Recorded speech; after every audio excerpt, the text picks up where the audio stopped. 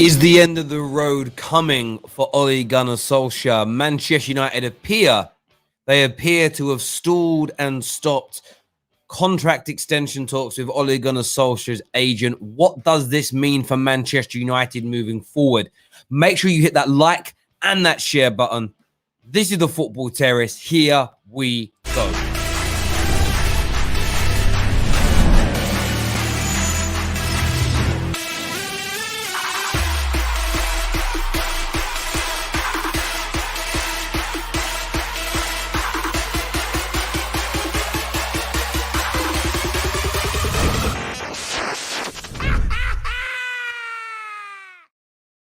Welcome back, everybody, to the Football Terrace. Manchester United have had such a topsy-turvy season, and one thing is for sure, there are an abundance of Man United fans that want to see the end of Ole.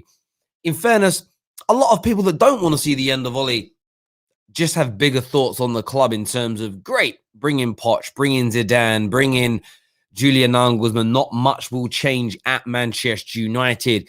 A really interesting podcast and some amazing news from Duncan Castles in relation to Man United stalling and stopping contract extension talks with Ole Gunnar Solskjaer. Of course, he has just over 1 year remaining on his current deal. And for some Man United fans, the thought of Ole no longer being in charge is music to their ears. We're going to listen to parts of that podcast. We're going to go through it together. I am going to take your phone calls as well.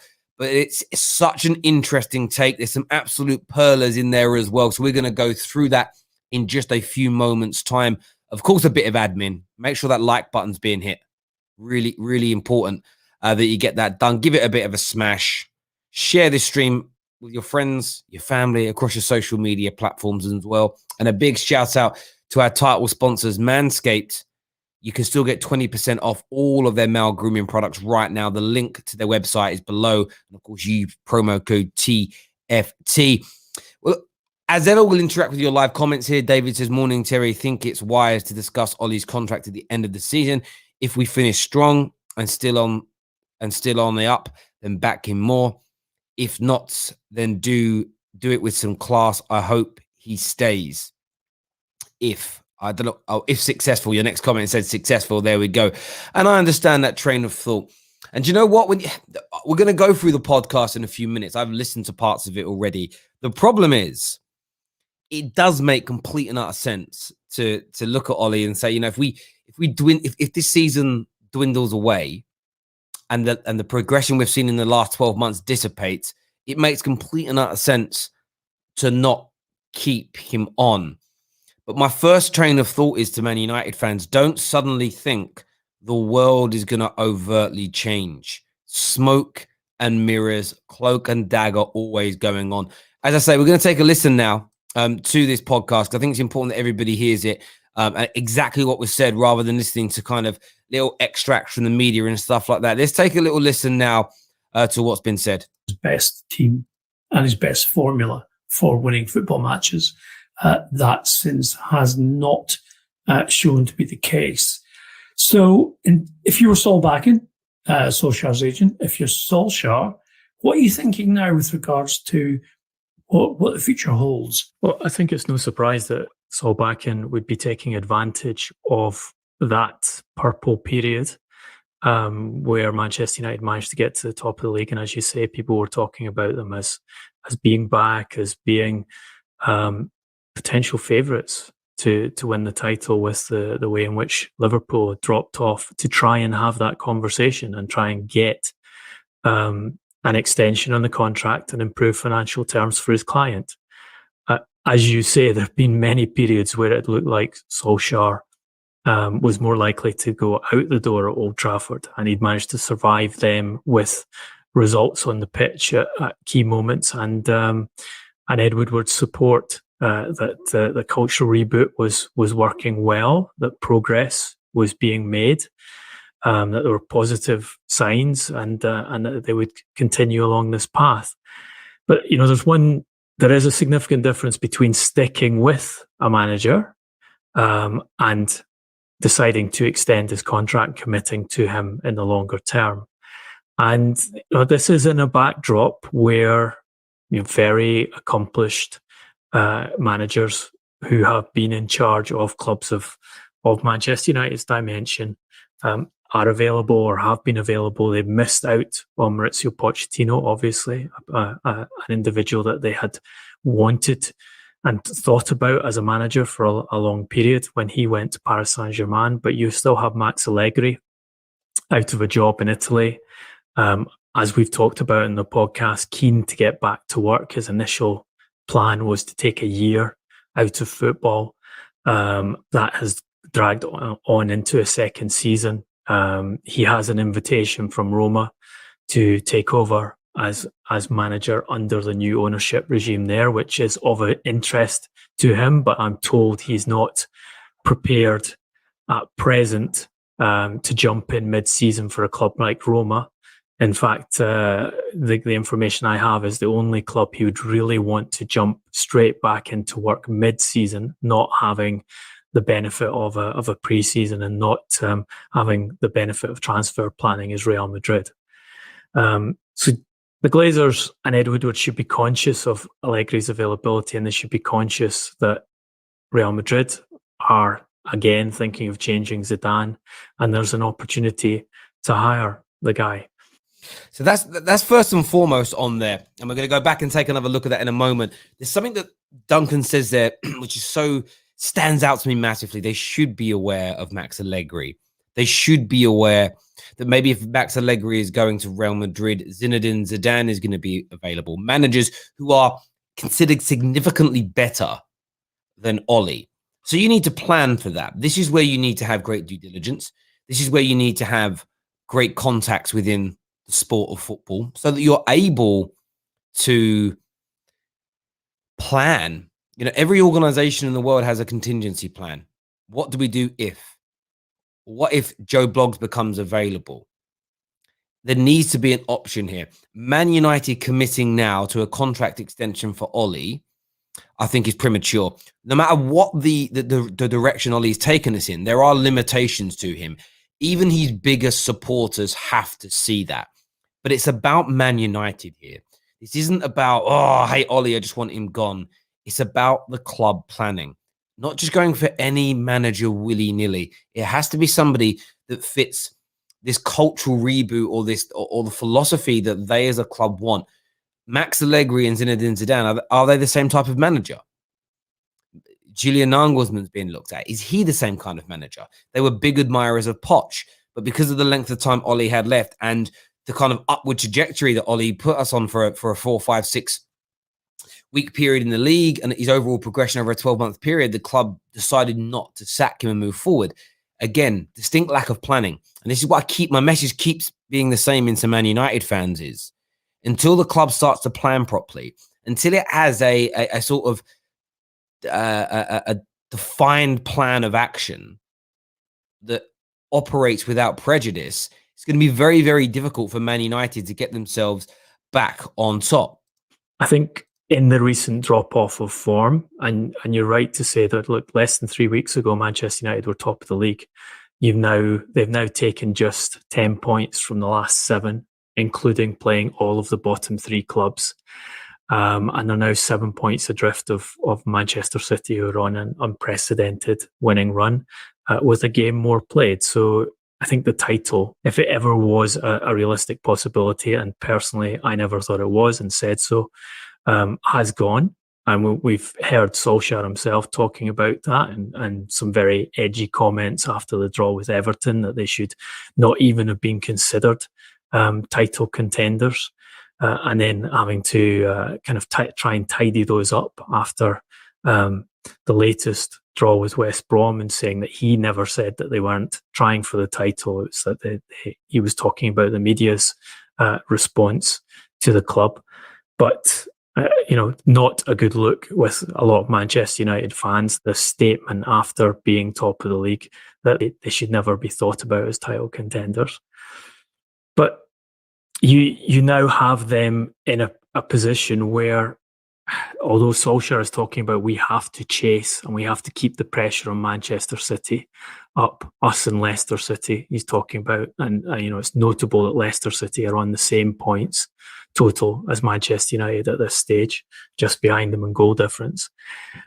He's talking about that, but actually the Champions League place, which is the one that's the defining factor in the Glazer era over changing managers. David Moyes loses his job because he fails to qualify for the Champions League. Jose Mourinho also loses his job when there are question marks over whether they will qualify for the Champions League. The pressure on Solskjaer last season to get them there and getting in, I think that is very open in this season. If you look at the points totals, and you can go all the way down to Tottenham. That's a very important element there as well. The top four, finishing in the top four and making it into the Champions League is the goal for the Glazers. That's the goal.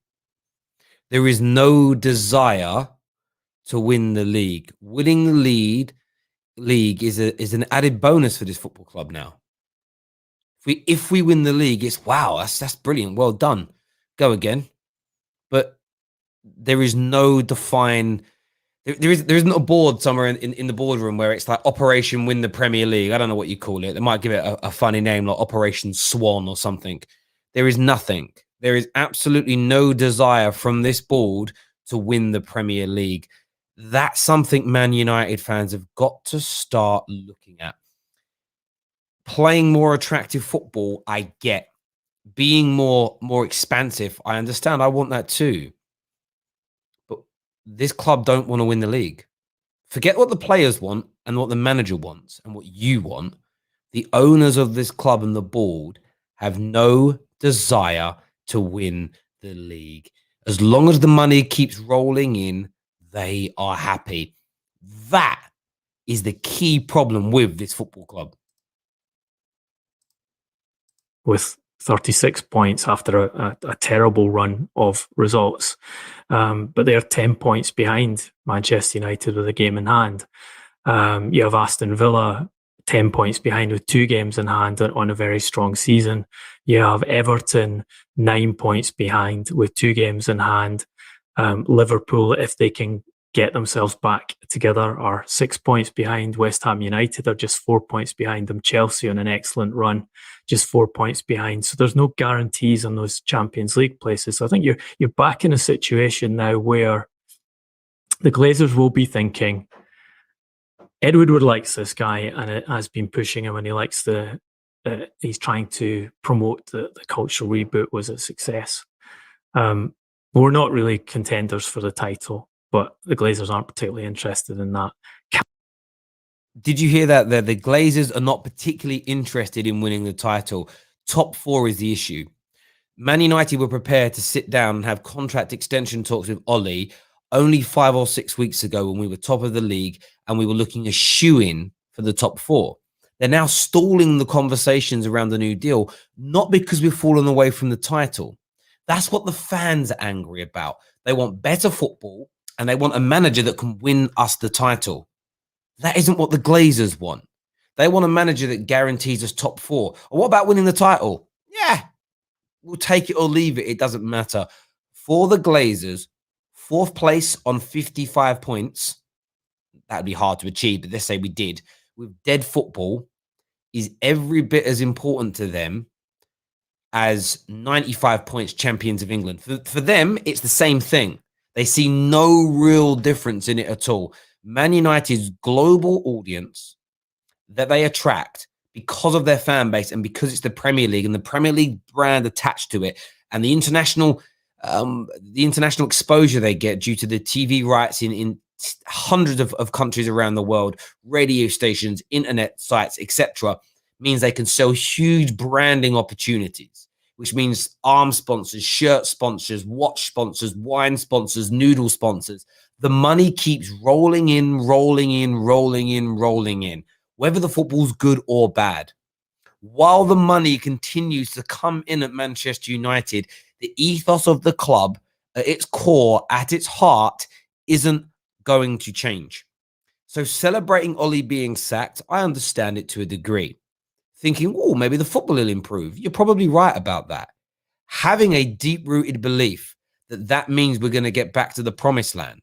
No. Absolutely fundamentally not. Can he keep us in the Champions League places, which are fundamental to making a profit from this club in normal years when COVID isn't affecting the income? How much have we invested in this manager? He's been in place for over 2 years.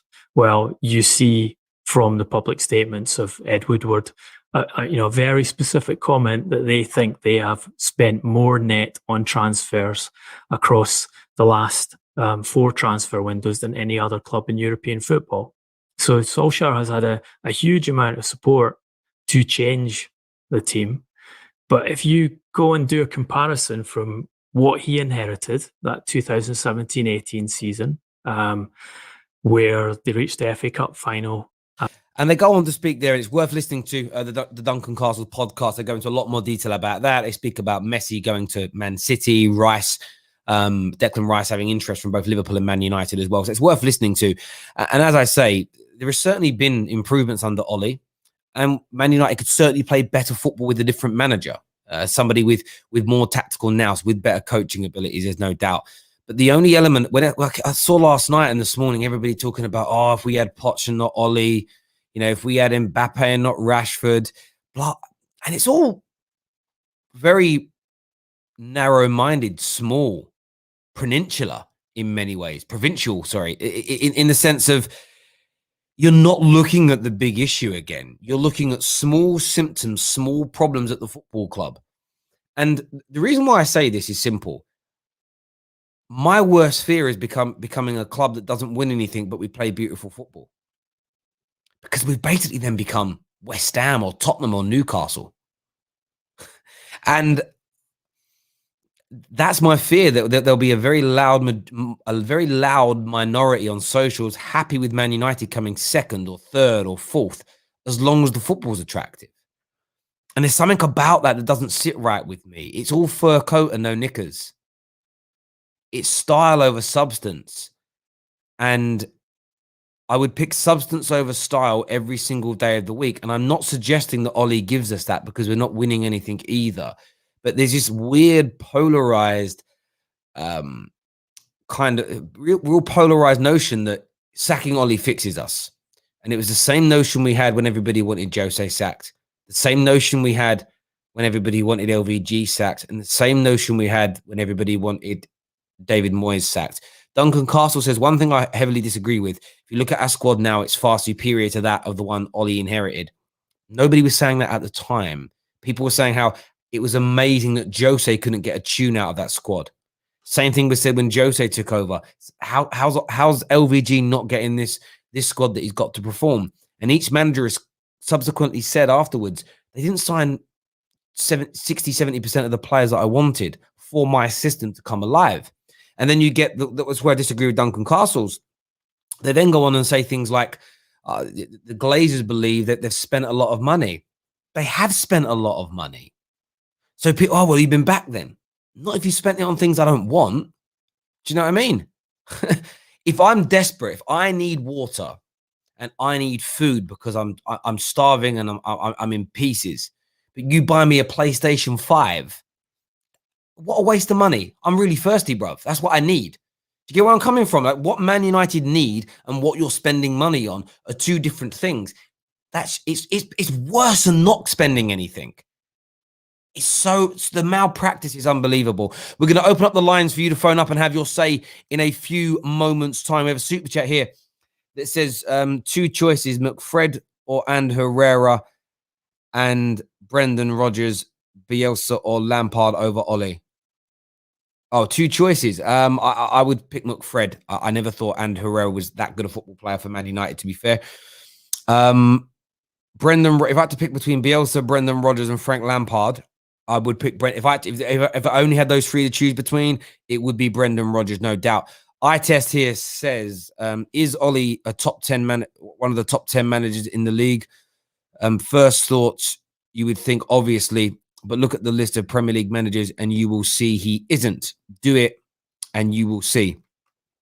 Again, very small-minded, narrow thoughts. Basic. What's the expression people use now that youngsters use? Basic basic bitch. It's a basic bitch point of view.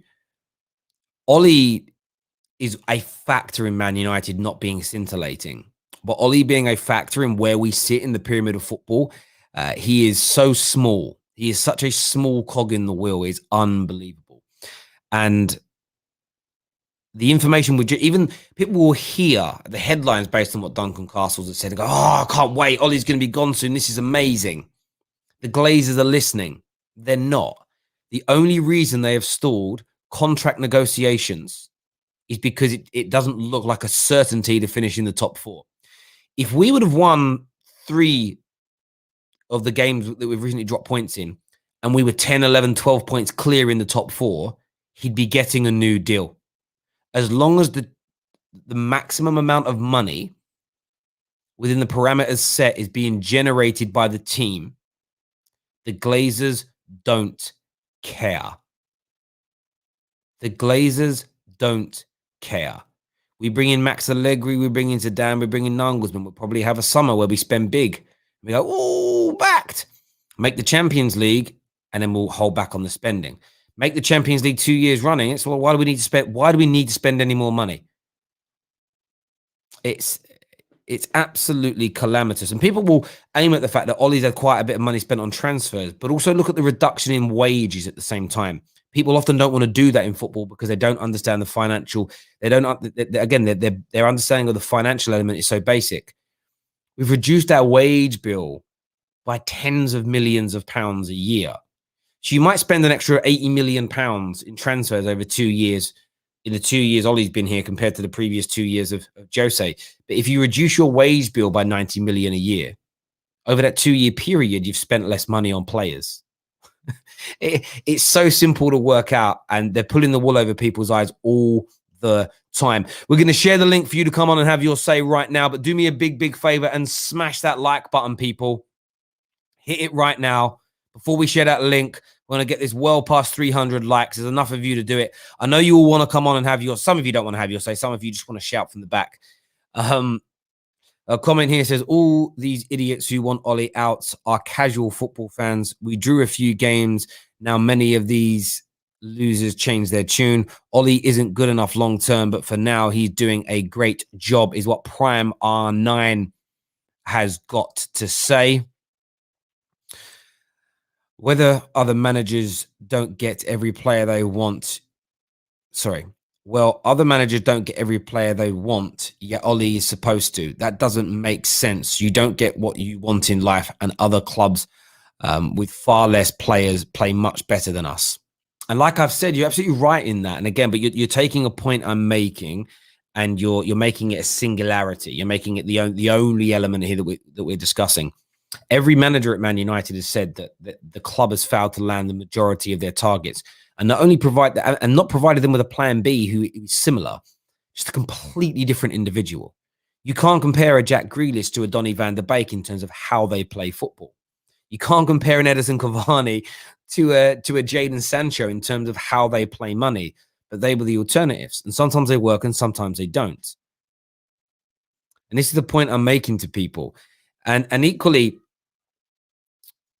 you're right about the style of football. You're absolutely right about the style of football. Other managers play better brands. Who gave Ollie the job? Who's kept Ollie in the job? Who's done that?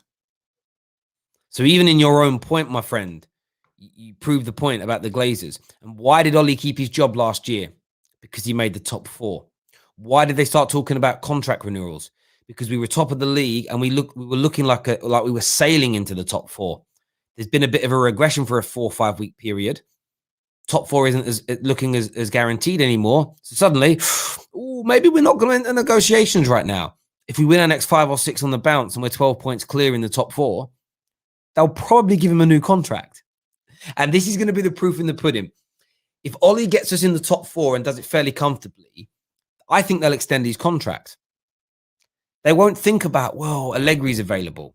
They won't think about, what about a plan to bring Nagelsmann in a couple of years? What about Zidane if he leaves Real Madrid? They're not going to think about any of this.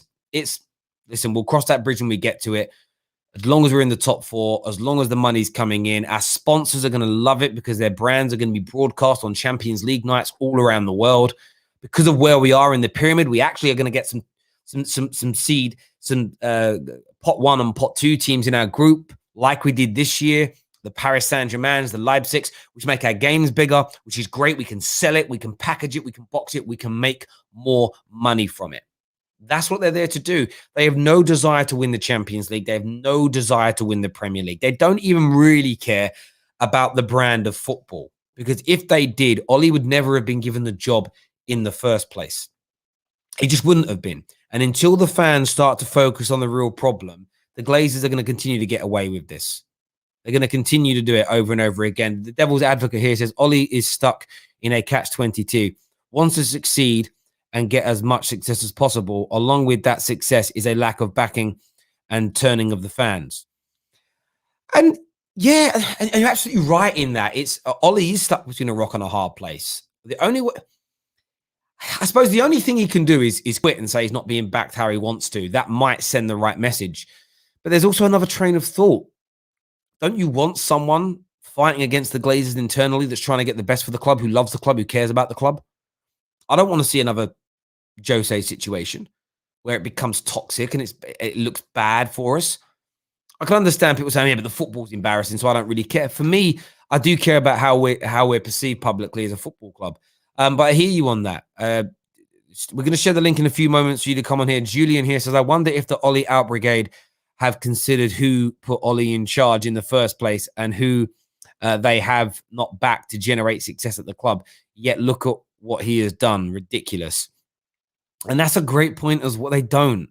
They look at, I don't like the football. And we had Aiden on the other day. Aiden summed it up brilliantly. Aiden, for me, is an Ole Outer, but I wouldn't put him in the Ole Out mob. He ain't part of the 2 Bob mob with no rationale, no reasoning. And he said it bang on. That for the on-the-field performances, he wants Ole out, but he recognizes all the great things that have been done behind the scenes, the cultural reboots, trying to change.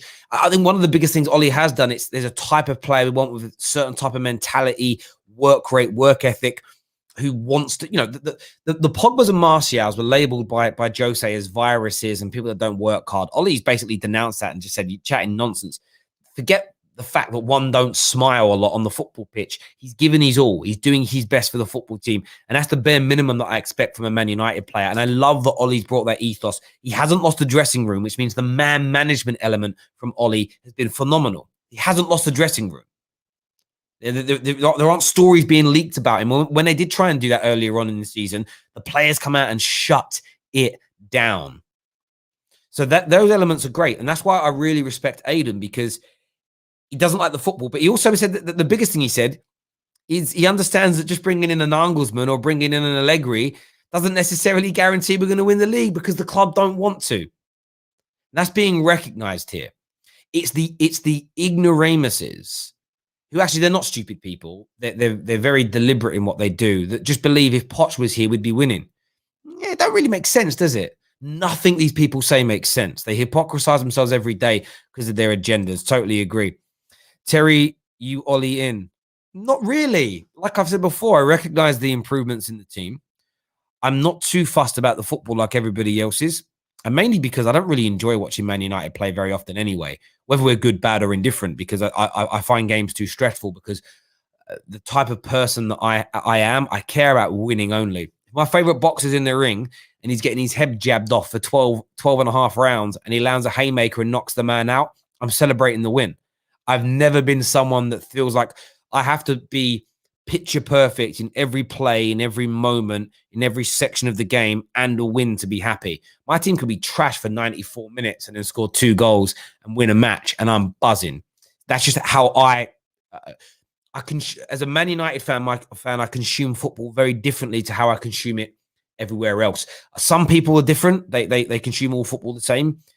That's why I don't really think they're supporters of a said club. They have a favourite team, but they're not really supporters. My love for Man United makes me almost blind to how they perform on a football pitch to certain extents. So no, I'm not Ole in. I understand we can find a better manager than him. I never argue that point. My view is very much, I don't think you'll see an overt difference at Manchester United with a better manager. Why? We've had 2 managers far superior to that of Ole, and it didn't work. This isn't one manager's come in and taken us backwards. This is 8 years of failure. 8 years of failure by the standards we once held. And everybody tells me that I am lowering the standards. I'm like, bro, you're happy to play better football and not win. That's so Spursy. It's mad. I don't want to be like Spurs. Ever. No disrespect, Dad. A few moments time, we're going to share those links for you. Aaron here says, morning, Terry. All fired up, ready for Accrington today. And with others losing around Doncaster, perfect opportunity for automatic promotion places. Big up yourself, Aaron, and big up the Donnies. Do me a favor, everyone tuning in, smash that like button right now, please. We're going to share the link once we hit 350 likes, so make sure you go and get that done. Don't blame people for Ollie not being a top-class manager, Terry. Who have I blamed? Again, how have you heard that? How have you heard that from what I have said? Come on, dark_memer. Maybe that's why you're a memer. I didn't blame them for that. I blame them for their small-minded views and not seeing the bigger picture, because they're the ones not seeing it. I feel sorry for them in many ways. I actually pity them in a way. It's what I loved about Dom and Aiden the other day. Brilliant guys. They understand that, the football will get better, but we're still not going to win anything. And by the way, the same issues will then arise, but it will just be the same issue will be there. We're not winning. I'm angry. We'll just blame different things. If Nagelsmann comes in and the football's better, but we're not winning, it'll be, he ain't a born winner. He had no winning pedigree. We need more substance over the style. The narrative will just change, but the message will be the same. How do I know this? Because it's been going on for 8 years. The same thing. The same thing. Smash that like button right now, ladies and gentlemen. I'm going to put the link out on the Discord server ready for you all. It's going to be in the general chat box. So get yourself across to that right about now. Make sure, as I say, you're smashing like and share buttons, subscribing to the Football Terrace as well. Really, really important that you do that. I've spammed it loads in there so you guys can't miss it. You literally can't miss it in the Discord server right about now. Go and get that done. Let's do some more of your comment. Let's do some more of your comments here. Alex Ferguson won no leagues in his first 6 years. He won the FA Cup and European Cup Winners' Cup. However, Klopp in his first 5 years at Liverpool, Champions League, Super Cup, World Club Championships in the league. I say this quite a lot to people that come on the Football Terrace. Cool. But what are you saying? What's your actual point? You've given me some facts and stats, but what's your point? What are you trying to say? That Klopp's a better manager than Fergie? Is that what you're alluding to? Or are you just reading Wikipedia? I'd love to know, my friend. Hey, how you doing, Rams? How you doing, bro? Hope you're good. James here says Spurs don't even want to be Spurs. Yeah, Spurs right now, the identity is finished. Absolutely finished. There's no doubt about it. Terry, the only worry for me is that I haven't seen Ollie instill the mentality for United to take the next step. I agree with that completely. The mentality isn't there. And I do think that is leader-led, and I'll put that upon him. And I sometimes think that comes down to charisma and character. There are some things in life that you cannot teach people. As in a leader, you can't teach a leader certain skills. I think it has to be intrinsic. I think it has to be deep-rooted. Some people will just speak and people listen.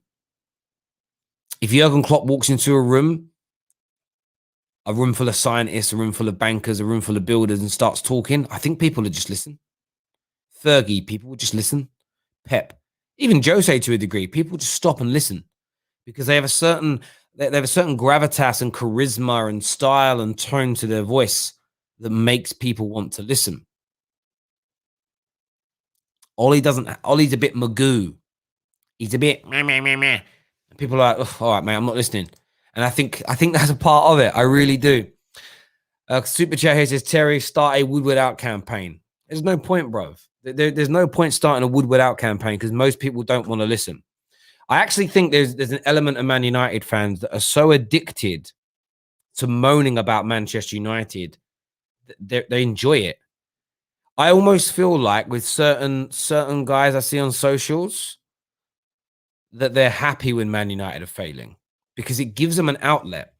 They often talk about, if you do some research into football hooliganism, a lot of it stemmed from people feeling disconnected with society, people being bored in their lives, people wanting an outlet to get their rage out, you know, their own failings, you know, upset, you know, rubbish marriage that they're in, dead end job, that, you know, their boss bullies them, whatever it may be, erectile dysfunctions, whatever, you know, whatever led to these men wanting to go out on Saturdays and just kick lumps out of people. I think a lot of the negative people on social media are the same, whether it's whether it's jobs, relationships, they failed to become footballers, failed to become actors, failed to become singers, and they're frustrated at the world. Because I was watching last night, and I'm watching Kylian Mbappe have an amazing night, and I'm smiling watching him going, oh, look at this kid, man. He's 22, world at his feet. He's been a star for 4 years, 5 years, but he's just gone to next levels. Wow, look at you. I'm smiling about it. I'm tweeting about it. I'm happy. And then I see these what I call the modern day hooligans, the negative people on socials. And I'm like, my first thought was idiots. My second thought was, these people need a hug. These people need a hug, a cuddle, a kiss, and Dr. Phil. They really do, because if your first thought is to be angry at Martial come from the same club as Mbappe. Why is he not as good? Why are you triggered about that? You know what I mean? It's like, okay, you know, you picked your partner. She's lovely. She's nice. Yeah. Michelle Keegan and Beyonce and Maya Jama are better looking, but that means you should hate her. Do you know what I mean? Love, it's just the way, it shouldn't do that to you. Look at them. Look at you. Look at them. Look at you. Look at Armstrong. Look at they've got. Look what Stormzy was rolling with. Look at what I got. You can't go through life like that. You're going to be miserable all the time. 100%. I think this is what's going on.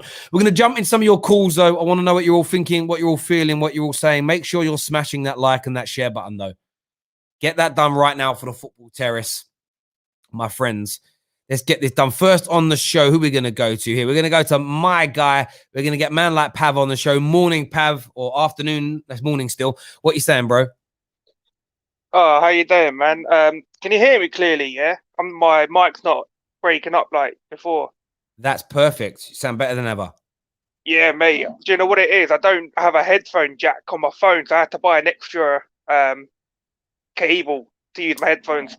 Yeah, so obviously, the Glazers thing, it's just the same cycle every few years. We'll bring in a manager, we'll get some players, they'll expect top four, doesn't happen, sack him. It's going to happen the same thing with Ollie. He doesn't get top four, he'll be gone. I said to you a few months ago that in the summer, the club need to decide if they're going to keep Ollie or not, because he has a year left on his contract.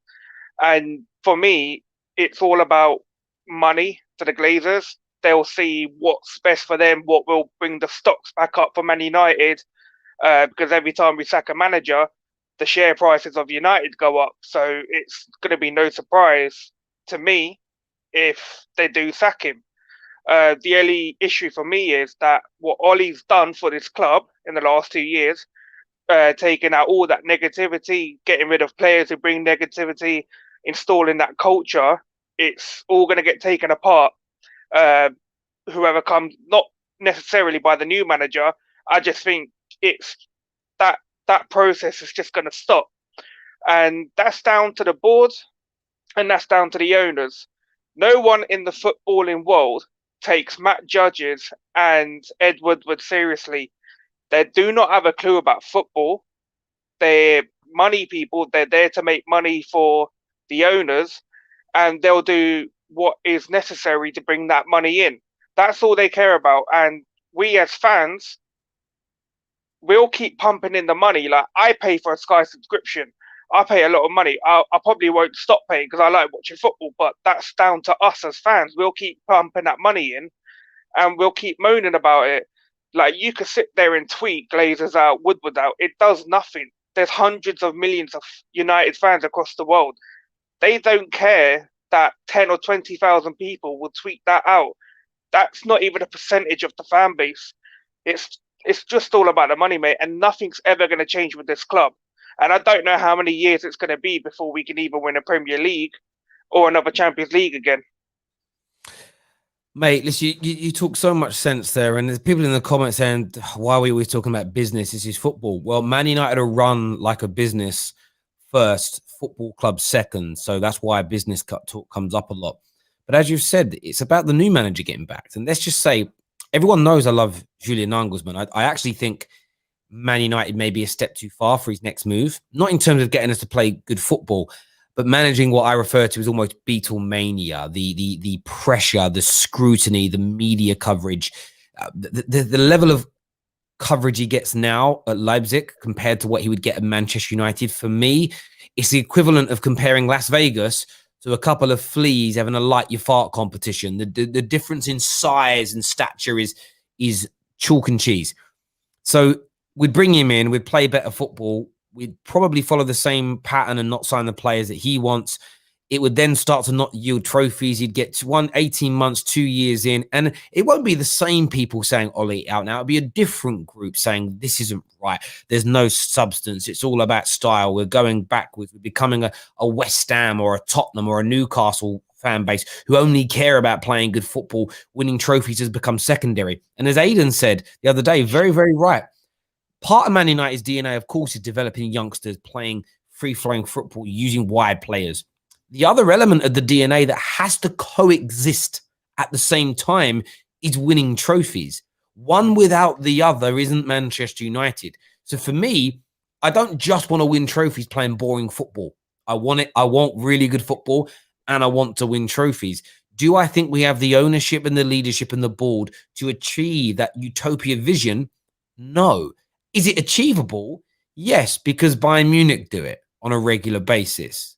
Man City do it. Liverpool have got themselves to that point. Now, you're always going to dip away from it and then come back because of cycles.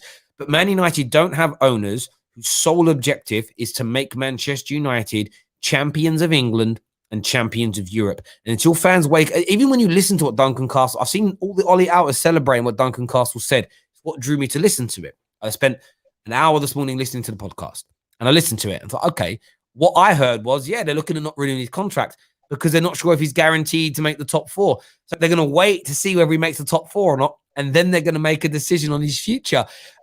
So literally, you're saying, oh, Ollie's crap. Ollie's got to go. Oh, great. The Glazers have seen the light. They're going to sack him. Not if he makes top four. That should be the moment. That should be the penny dropping in your head to go, they only care about the money, don't they? It doesn't matter about Ollie. If Nagelsmann comes in and our football's amazing and he comes fifth, they'll sack him. They'll sack him.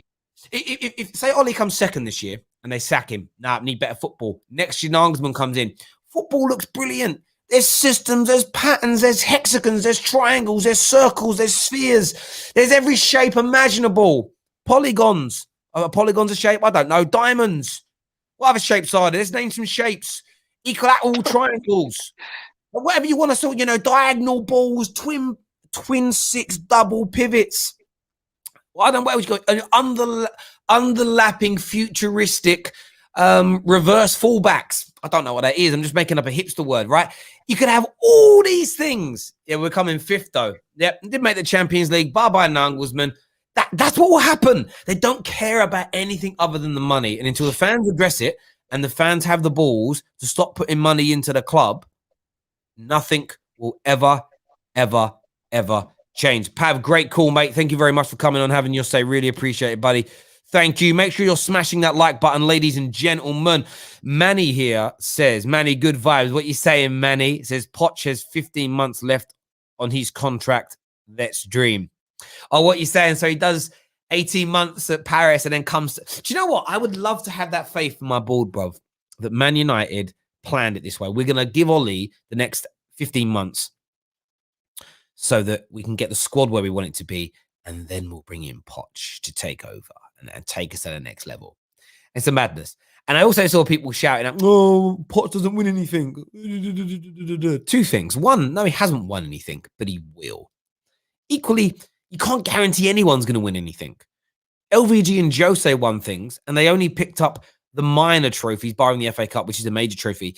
And that wasn't good enough. And that's my point, right? Playing beautiful football and winning League Cups isn't enough for Man United either. There's only one thing that's going to be enough. Let's do some more calls here. Next up, we're going to have Who are we going to next? We're going to go to Sharim, who's a Liverpool fan here. Welcome back to the Terrace, bro. What do you want to say? Hey, mate, you're right. Just give me very 2 well. seconds. Sorry. I was kind of multitasking and working at the same time while waiting. I hear you. There we go. Right, I've snuck out of work. I just want to talk about this, bro. It just doesn't sit right with me whatsoever. I've literally grown up in Manchester my whole life watching United win every other fucking season. And just to hear that they're not interested in winning anymore, it just doesn't sit right with me. Like, the last 8 years, it's been amazing being a Liverpool fan because you haven't been winning as much. But now just to be told that, oh, they weren't even bothered in winning, like, part of me just like, that's not the United I'd grown up on. That's not the United I've hated. And it kind of makes me feel sorry. Like, all my mates are United fans and they want to see them win the title again. But if your board is not bothered, then what's the point for them to be worried about winning? And that's the thing that doesn't sit right with me whatsoever. Like, you're a big club and you deserve so much more. Yeah, and that's my point to everybody. One of the, I do think a big part of the mentality issue is manager. Like I've said, someone that can galvanize, can motivate, like just gives I don't know, sends a shot across the bow. You know, can almost part the word. You need that, and I don't think Ollie's got that, right. So I'll concede. But when your club doesn't have the ambition to win, your players won't win. I don't know what the word is to use to describe it, but if I look at it from my own life experiences and everybody else, if your boss doesn't care whether you meet your deadline, whether you meet your targets, everybody stopped working hard. I work for an organization that tried something. I was the maddest. The MD that had this idea, he lost his job. He had this idea. I don't know where he got this notion from. But he thought the best way to get everybody to perform was to remove the pressure. What? Yeah, right. So we turn up to work one day, and there was this big meeting, and it was like nationally. This MD of a particular area sold this idea to the company, one of the biggest companies in the world, that we should remove targets, goals, or aspirations. So those words, not only did we remove targets, goals, and aspirations, you weren't allowed to talk about them. You couldn't set a member of staff a target to achieve in terms of how many customers they were going to provide a loan to, or how many. There was no widgets, there was no league tables, there was no performance tables. It was, let's get rid of all of it, train our staff to know how to recognize what customers need, what their wants and needs are. And naturally, you will find that people will do the right thing, right? That was their notion, right? Get rid of targets, right? Get rid of targets, get rid of goals. The following 3 months, the organization did, in that 3 months, when I say went backwards, it was unbelievable. So it was in like the February we started this. Okay. The sales, which we weren't allowed to use anymore as a word, that were done in January, outperformed the February, March, April, and May collectively. The company went backwards because everybody sat back and was like, so I won't lose my job. I won't get in trouble if I don't hit a certain number. No, we just trust that you'll go out and do your job properly. I would say about 20% of people carried on doing it properly. 80% of the people just went, I'm getting paid to do nothing. I'm getting paid just to do the basics, do the everyday. And I need to find this MD, bro. Honestly, that'll be so brilliant. Right. We got to like the June, and there was a big announcement, and they just said, over the next 6 weeks, we're going to reintroduce targets and reintroduce performance one-to-ones, and there was a happy medium. They didn't bring back all the same things, right? But it went away. And I remember sitting there going, imagine a job, any job, where there's no end goal, there's no deadline, there's no target, there's no element of. Do you know what I mean? Imagine you're a heart surgeon. You know your job. You can do. You don't have to save anyone's lives. There's no expectation. Kill as many people as you want. Don't worry about it. It's fine. And that's basically what Man United are now. We don't, as long as you make the top 4 is where we're happy. So there's a finish in the top 4. Outside of that, they don't care. So why do we expect the players to, when the ethos and the culture at the football club isn't to win? And sometimes for me as well, for Ollie to win the league, and people are like, oh, he's never going to win us a league title. It doesn't fucking matter anymore, because A, they're not even going to give him the money to improve to help win the league, and B, they couldn't care less. They just want top 4. So if you're Ollie out and he's getting the top 4, I'm sorry, mate. That's what your club wants, and he's getting it. So more Ollie. Yeah, listen, like I said before, and I understand football's different, but the same thing. So I remember, again, standards here, right? Team GB, Canada 2004 World Championships. Big team meeting got called for 2 reasons. One, the Team GB meeting. Yeah. One, some youngsters, part of the junior squad, a couple of nights running, went across to the hotel across the street where Team USA and Team Germany were and let off fire alarms to wake them up, right? To break their sleep pattern. There was a little bit of a please stop doing that because you've been caught on CCTV. We're going to get in trouble. Please stop, because police, fire brigades, etc. This is like, thank you. Is this what you've been up to in your spare time, Terry? Is this what you're telling us? I can safely say I wasn't part of it, but I knew who was. Didn't Gino one up? I remember looking across the room at them, and they were just like, "Oh, that was cool." That was the second part of the team meeting. There was a message from the head coaches, and it was anyone who turns up for their fight, not sweating, not warm, not ready, we are pulling you out the squad instantly. You come all the way to Canada, you're part of Team GB, you're at the World Championships. If you walk onto their match not prepared, not ready to win, we won't let you fight. What had happened the day before is a guy turned up for his fight. It was in first round fight, and they looked at him, and his fighting gi was fresh, no sweat, and he said, they were like, "You warmed up?" And he was like, "I've been stretching." They were like, "No, mate, you've got to be warm, ready. You almost got to have warmed up and done 3 or 4 rounds to a fairly high pace before you've got to hit the ground running. You can't go in flat-footed, right?" Yeah, of course. I remember listening as a I don't even know how old I was then. I was about 18, 19, going from someone myself who was learning to be a coach at the time.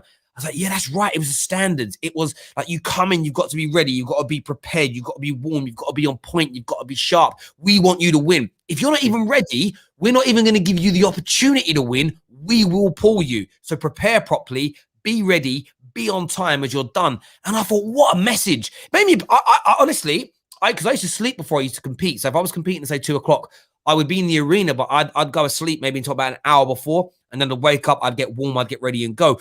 But it just motivated me. Like, I want to win. I want to be impressive. I remember turning up to compete. Mate, I even poured a bit of water on me to make myself look extra wet. I was like, I want to show these guys I'm dedicated. But it sent me a message. Man United ain't got that. There is no real repercussions for failure outside of not finishing in the top 4. Other than that, you don't get in trouble. You're not going to lose pay. You're not going to be told off. You're not going to get blasted. And until there's that pressure, until there are those higher standards set by the club, we're going to continue to fail. And how these Man United fans continue to ignore this week in week, just like, no, if we had better football, we'd win things. No, you never win without the standards being there, bro. Great call. Thank you very much for coming on, having your say. Really do appreciate it. Mate. Thank you. Super chat here from iTest, who says, do you really want to get rid of the Glazers? Do you realize they can't sack themselves? If you want to do something, I set up a GoFundMe to buy United. Do I think we could raise £3.5 billion to buy the club? Probably not. Do I expect the Glazers to sack themselves? No. But having been a union man for many years, there's compromises. You can make compromises. You can get the Glazers to make concessions. They're business people that care about money. That's their weak point. Damage the income, damage the value, damage the money. That may in itself have short-term implications for the team not performing. But we're not performing now to the level that everybody's happy with. Make them make the concessions. It's easy if you care. If you truly love the club, it's easy. People don't love the club enough, in my opinion. Simple and as straightforward as that eye test. Simple and as straightforward as that. Terry, what's your ethos for TFT? I have no idea what you mean. Ask me a more open... that's a very closed question, in my opinion. Ethos in relation to what? In relation to what? Someone actually left a comment last night saying we're the biggest echo chamber out there because everyone on my shows agrees with me. Bruv, we share the link for anyone at any moment to call into the show. What other YouTube channel does that? Do you know what I mean? We've got Slens who's on the show now with us. Slens, welcome back to the terrace, bro. What you saying? Welcome back. Bro. How you doing, man? Yeah, I'm good, man. I'm good. What's your thoughts on what's been Do you said know today? The Glazers Well, don't care about renewing the contract unless he makes the top 4. They're not interested in winning the league. What kind of message do you think that sends? I'll tell you what. Now, when it comes to United, the reason it's fascinating to me is because whether I like or not, it's the biggest club in the world, and you have the most, you argue, the most fans in the world. So what's that happens? The state of the fans of United is kind of like a window of other Premier League fans. I'd say. Like I think the main issue we have with fans is cults. Like in your club, you have Mourinho cults, you have Poch cults, you have balled out cults, you have Oli in cults. I think that's just very unhealthy for the club. I think when it comes to the Glazers, obviously you can see like they run it as a business. I think American owners in general, they run it as a business.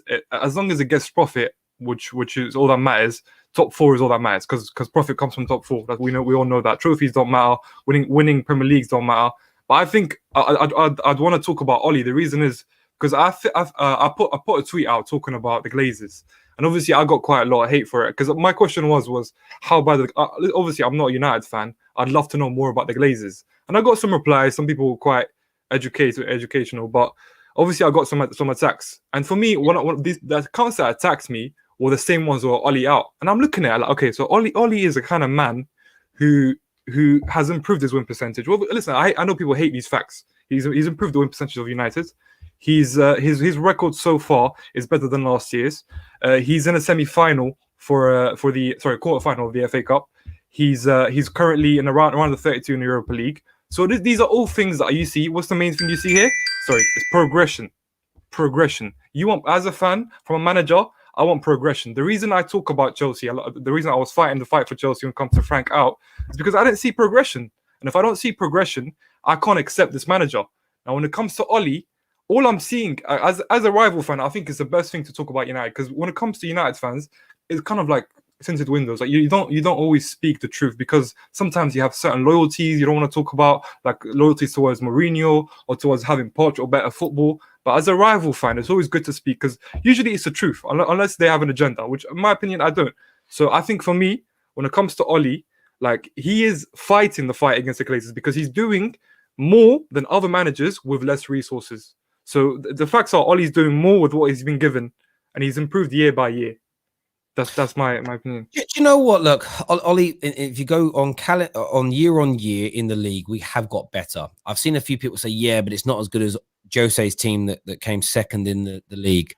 And we probably won't reach that points total, which is fair. But equally, most people would agree that Oli's not as good a manager as Jose Mourinho. So I don't really get what the point in that is. Like, there's certain levels. But yeah, a lot of people that I see defending the Glazers are staunch Oli outers. And I'm talking about the Oli out mob, not people like Aiden as an example that think Oli should go because of the football. Yeah. And they're not really defending the Glazers. They know that you're speaking the truth, or they know that the Glazers are the major problem. But social media doesn't really care about wanting owners out. It doesn't get like Oli out, Arteta out, Lampard out, Klopp out gets far more traction than Glazers out. Why? Because those individual managers have a group of people that like them and a group of people that dislike them, both internally at a football club and externally through rivals. So what happens is it creates more of an emotional outcry. People get more attention. And like I said, a lot of the Oli outers, they're attention seekers on socials. They're pure and utterly, and they're not people that run blogs and are making money out of it, or are YouTubers are making money out of it, where you can say, do you know what? I understand you asking the questions because you've got a business that you've created and you need to generate a conversation. I think that's fair. This is just a randomer with a Twitter account. It's like, how do I get attention? How do I get... I know I'm going to say X, Y, and Z. One of the real popular things at the moment on social media to do is pretty much be anti your club. Everything your club's doing, be against it, because it attracts other people that are anti about your club internally, but it attracts rivals. And I think that's it's like, you know, each to their own degree. But nobody that ever says the Glazers aren't the biggest problem, none of them can ever really give you an answer as to why they're good owners. They just sort of come out with some weird generic nonsense. So there's no point debating them, because they know you're telling the truth. They can't really answer anything. You know, they say things like, Oli is the biggest problem. And you say, who employed her? Who employed him and is keeping him in the job? And then they go, what's that got to do with anything? Well, the people I'm saying are the problem are the ones that employ the guy you hate. Like, you always got to go to the top, right? It's just obvious. It's just, but they Can don't I want just ask a question? When it comes to these Ollie outers, for me, yeah, what I don't understand is if the Glazers have lost the identity, they don't understand the club, they don't understand the ethos, or like what the club is run on. Wouldn't you want someone like Ollie who understands it, who knows it, who will try his best to maintain that standard? Wouldn't you want, like, for me, it's baffling because, listen, my dream is for the greatest ever player, which was Lampard, to succeed, but it just never worked out. So you let that dream go. But I think with Ollie, he's a representation of that. He is someone who not only is showing progression, not only is showing that he understands the ethos. Listen, people hate the words passion and everything. That is part of football. Like without it, what are we gonna do? We'll be emotionless. When a goal goes in, we'll just sit there. Well, the irony in all of that is that Pep, Klopp, Poch, these are passionate men. Their systems to me don't work without dedication, without hard work, without passion, without integrity. And when I say integrity, I'm talking about being honest in every moment in your role and doing your job right. Kylian Mbappe last night, I saw him tracking, I saw him pressing, I saw him working hard. His celebration oozed passion. Without it, the very best players fall down. But but everybody's very polarized. They hear passion and they think bang average Brexit player banging his banging his chest. That isn't what connotation. When I say passion, I think Maradona. When I think passion, I think Cristiano Ronaldo. I think Paul Scholes. I think about these moments. These aren't chest banging, bang average football players. I see passion in what they did. I saw passion when the France team walked into that stadium in 2018. Dancing, singing, celebrating within their cultures and subcultures within their country about winning. That was passion. That's what it is. When Paul Pogba dances, I see passion. Passion is so multi-layered, but people actually try and turn it into like a kind of a negative right-wing Brexit thing. And it's like, you're weird, bruv. Like, you've got real issues in your own head that you want to turn. Latin America, one of the biggest words that seems to mind is flamboyant, passion, energy. Italians, what are they without passion? What are they without their energy and their love? Do you get where I'm coming from? It just is what it is. I'm very lucky. I watched a game once. I watched Galatasaray versus Fenerbahce.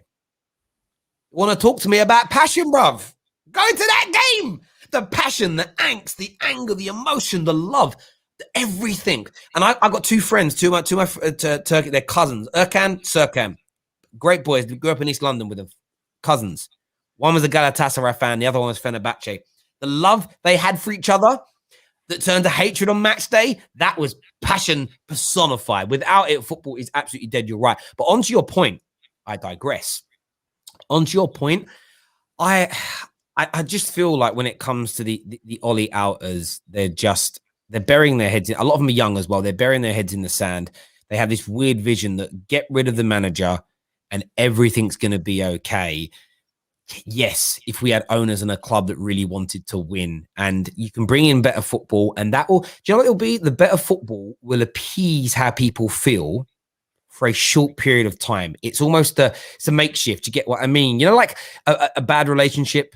Oh, we're having a baby now. That'll fix us. And for a little period, the love you both share for that beautiful child makes you feel better within yourselves. But then the old emotions come back, the old arguments come back, the old problems come back, and it's over again. What Man United do every time they sack a manager is they wash, rinse, repeat, and the same problems come out, because the fundamental major problem at the club has been here now. It's been here since 2005, 2006, 2005.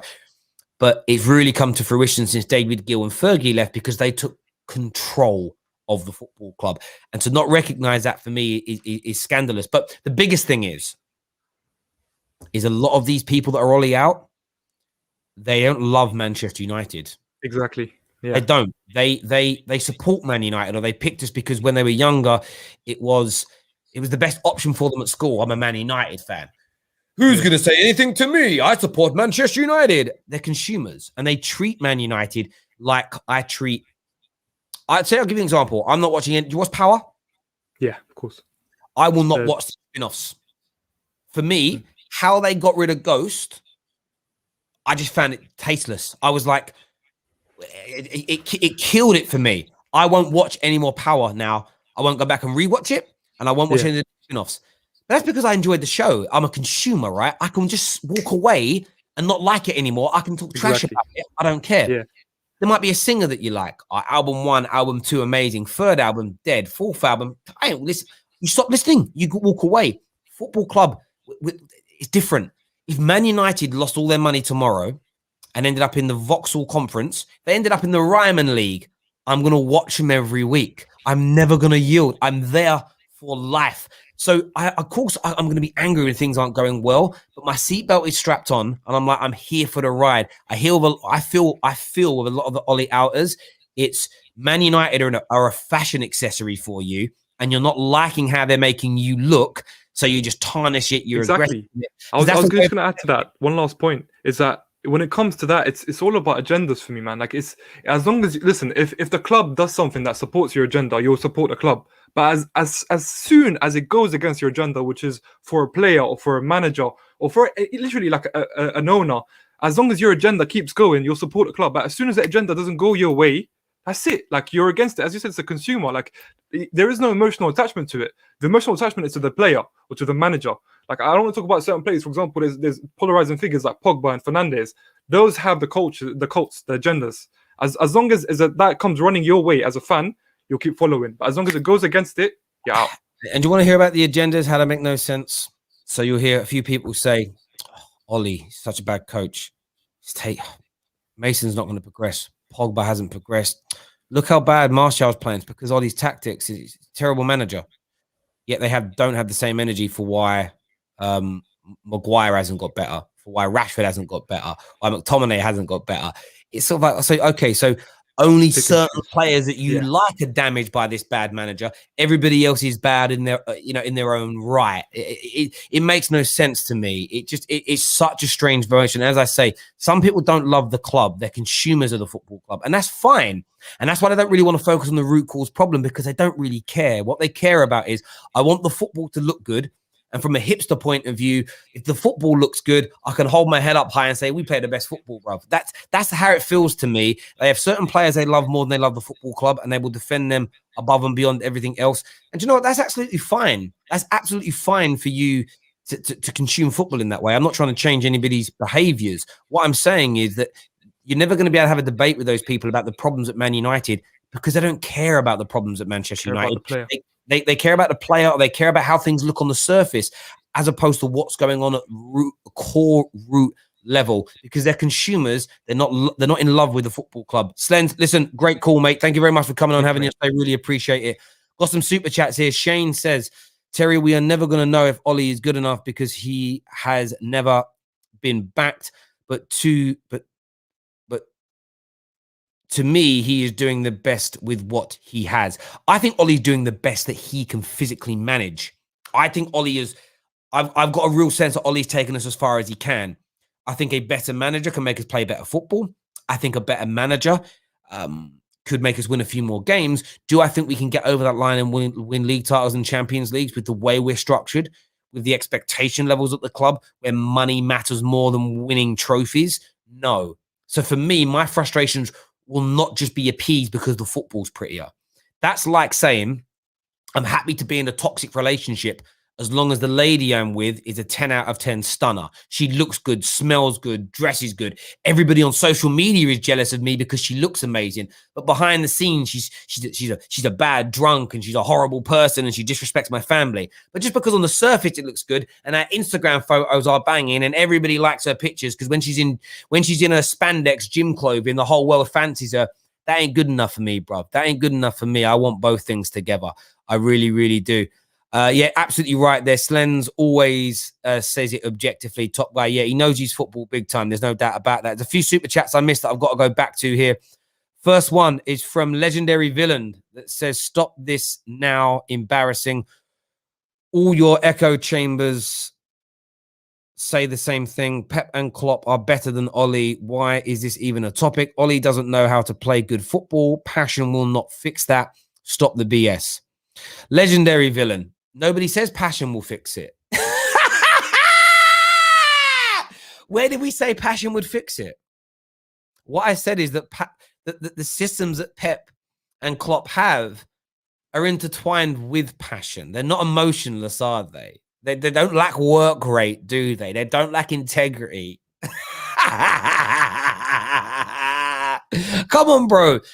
Listen, I appreciate the super chat. I really do. But you're literally saying, where did I say that a bit more, let's get the salt and the pepper and the passion out, and let's fix Ollie's football. Come on, bro. Ray here says, Ollie out, but who will replace him? That's what scares me. I want someone who isn't scared of dropping Maguire as a player and captain. Ray, I hear you on that, bro. I hear you. But again, I heard this. I want Moyes and LVG sacked. I want a manager that isn't scared to drop Fellaini, that isn't scared to drop Rooney. So same things being said.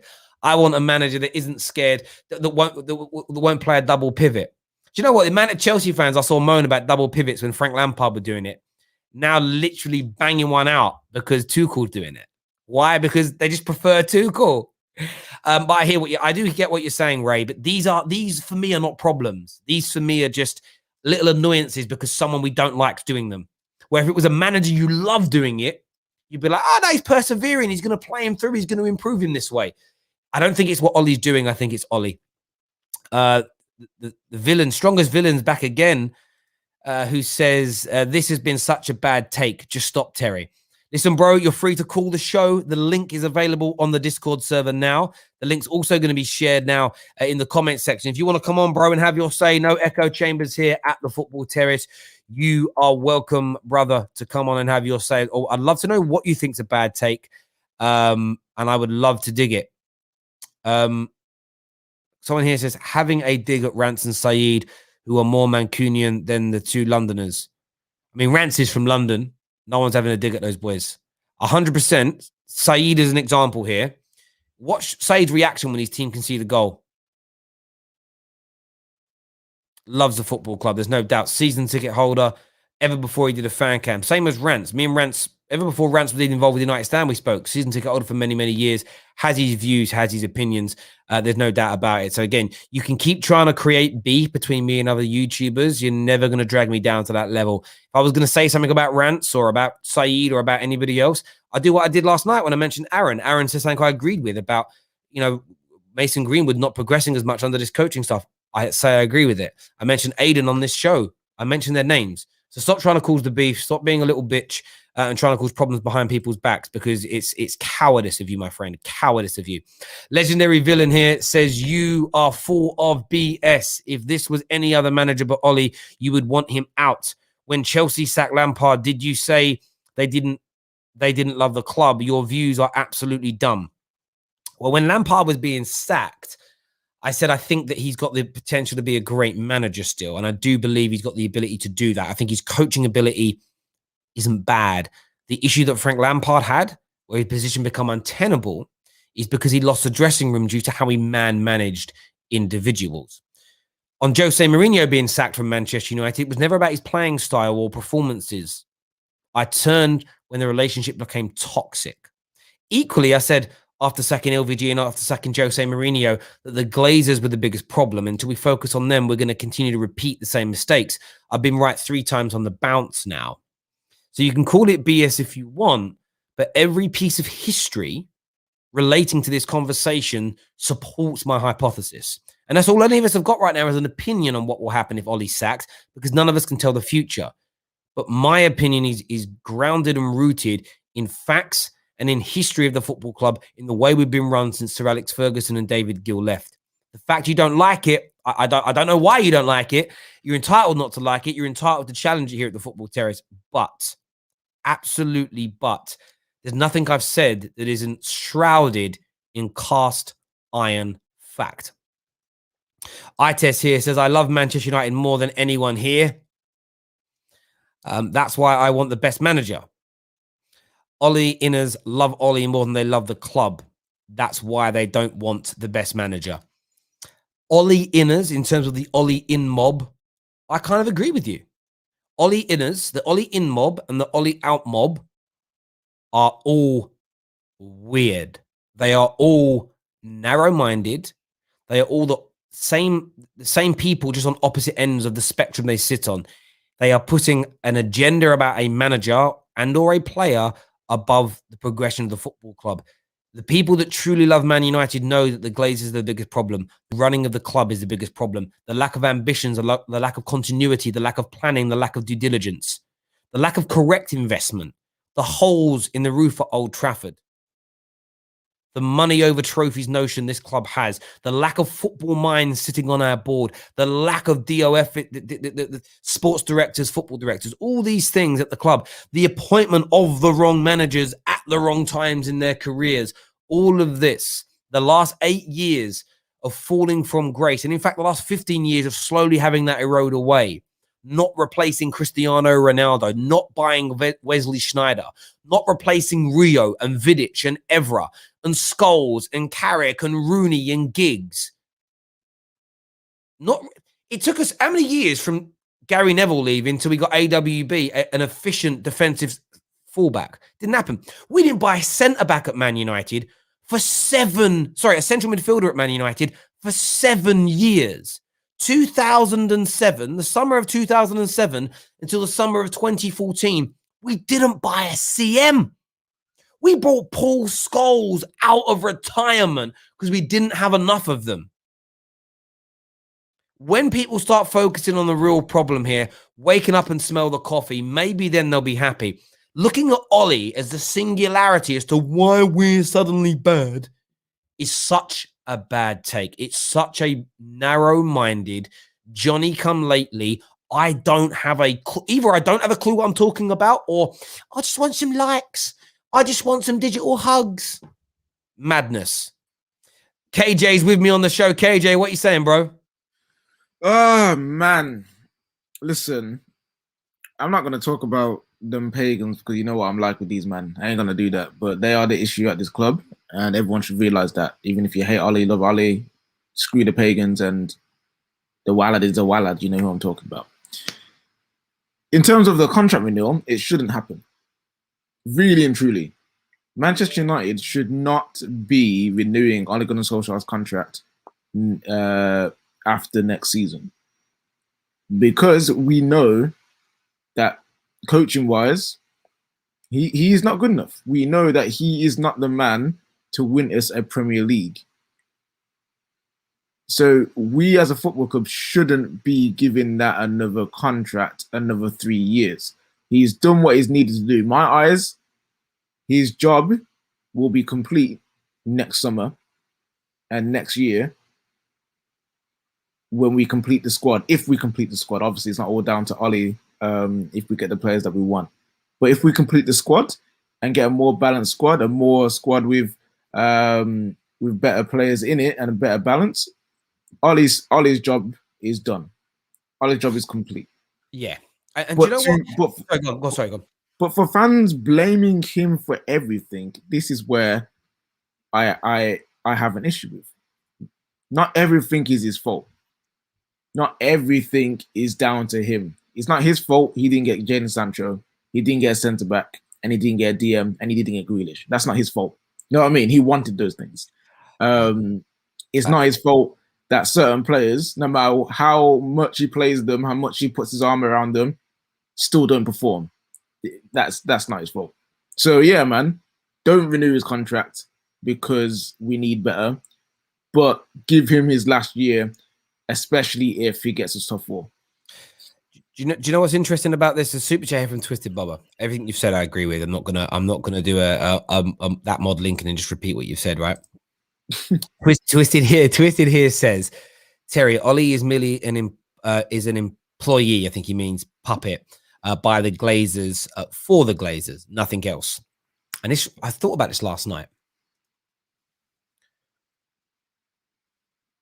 Why does people call Ollie a puppet? Who needs puppets? Bad owners, bad people. They need somebody to protect. Puppets are there to shield the real problem, right? You're a puppet. You're a mouthpiece. So if Ollie really is a mouthpiece, who's he protecting and why? Who's he being a puppet for and why? What is going on behind the scenes that he needs to be a puppet for?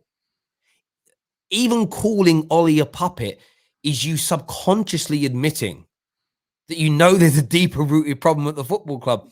Because if it was being run perfectly and we had the best director of football, the best board, the best structure, we bought all the right players, but Ollie just wasn't bringing it together, he wouldn't need to be a puppet for them, would he? It doesn't. So you literally, he's a Glazer puppet. So you're admitting the Glazers run the club badly then? Yeah.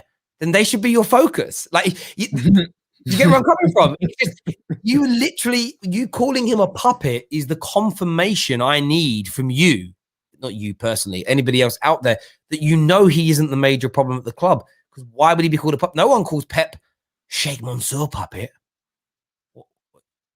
You don't need to. The nice funny thing is, Itest just called him Ani Gooder Glazer. And it's just like, right, cool. So you understand that the Glazers are the issue then, Itest. So why aren't you going after them like you're going after Ollie? Exactly. Like I just said.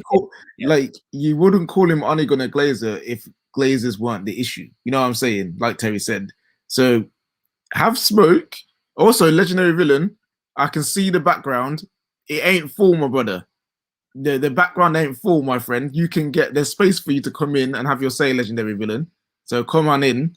But yeah, Itest, with the same energy you got for Ollie, I'm just saying, direct that as well to the man them in charge, innit? Yeah, that's the reason why the club's this way. If you're an op, if you're an op in this situation, and you're here to protect the Glazers from their bad running of the club, you're admitting that the Glazers are running the club badly. And if Ollie's the puppet, removing him don't solve the problem, does it? Because you know what they'll do? They'll employ another puppet. It's stupid. It doesn't make any sense. It doesn't make any sense. The comment here from Slens who says, so you know what the actual problem is, but you're still choosing to attack the man doing his job to the best of his abilities. And that's the point. That's the whole point with all of this, is they know it. And Mr. Villain, you can come and get on if you want, bro. It's entirely up to you. Terry is a Maguire puppet. You can call me that. Yeah, I mean, I definitely criticize him when he does things wrong. There's no doubt about it. Everyone who's tuning in, though, make sure you're smashing that like and that share button for us right about now, people. Julian here, one of our members, says, legendary villain, still waiting, mate. Man up and call in, have a conversation. Listen, I appreciate the super chats. They mean a great deal to the football terrace, there's no doubt. But I've seen people in the chat, saying, talking about Ollie and preaching the truth, and I don't get people. I think people think just because you focus on the Glazers, that means you think Ollie's good enough. It's a weird, it's a very strange notion to have when you clearly say Ollie's not I don't believe Ollie's the man to take us forward. But yet, apparently, because I want the Glazers gone or the Glazers to make changes, I want Ollie to stay. It makes no sense in my head. Like, it's like this, right? If I've got a sales manager working for me at work, and they're not good enough to run my team, but for me to land someone of the quality I need an annual salary budget of 100 grand, but the owner of my company is only allowing me to pay 40 grand.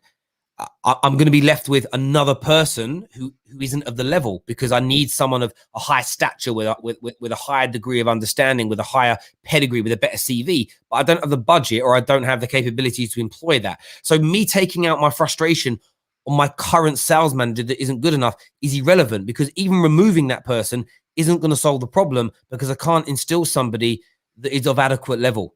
And that's what is going on now at Manchester United. We know there are problems with Ollie. I'm willing to admit the majority of them. I won't agree that he has no tactics, no system, just vibes. I think that's nonsense talk. But I don't want to focus on outing a manager when it isn't going to fix our overall problems. That's just wasted energy and stupidity. Legendary Villain is here with us now. And as I say here at the Football Terrace, we're all about no echo chambers. He's with us on the line. Welcome to the show. What do you want to say, bro?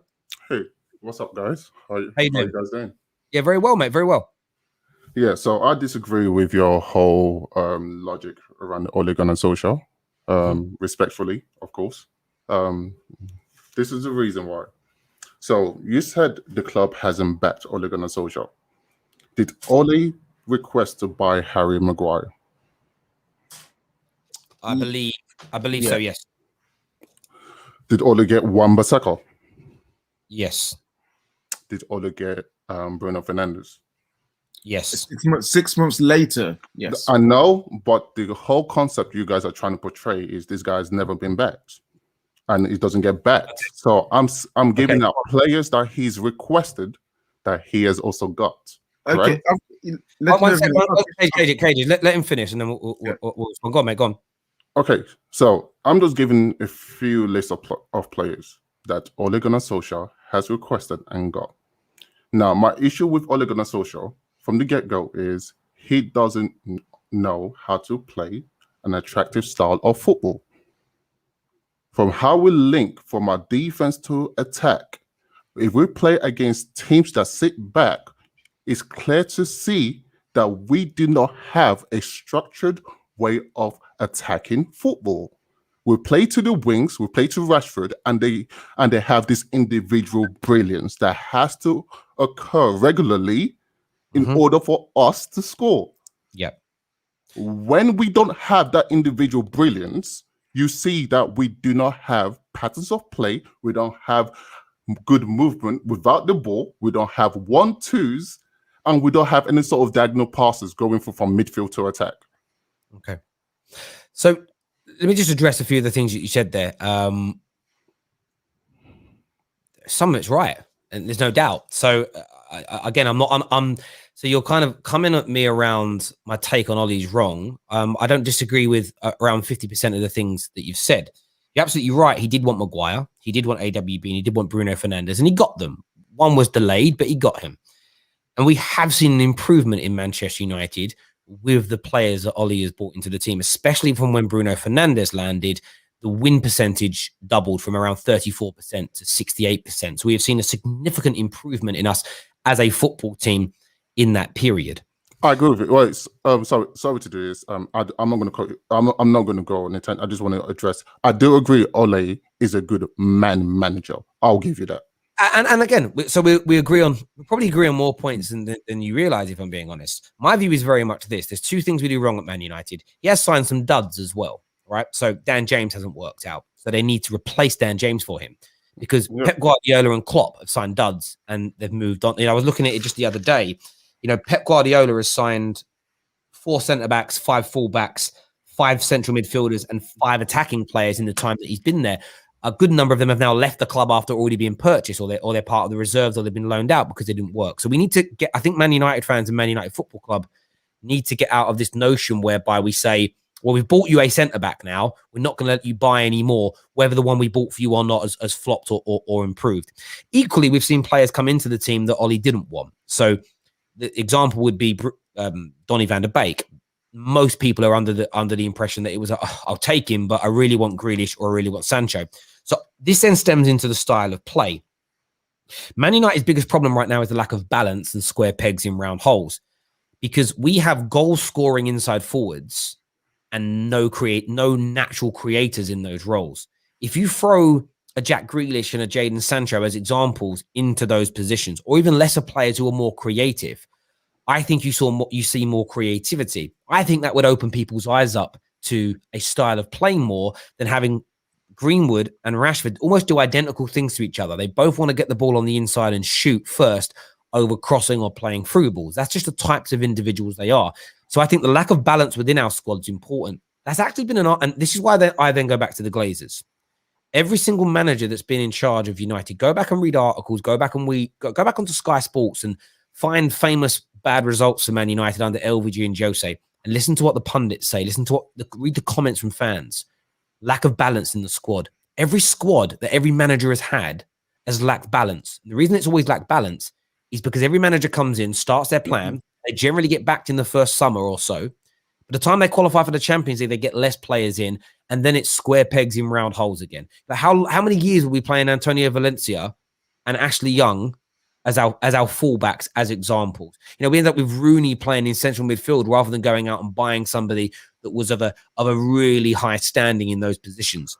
No, absolutely. Sorry. Let me just finish my point. There is no doubt in my mind that there are deficiencies within Ollie.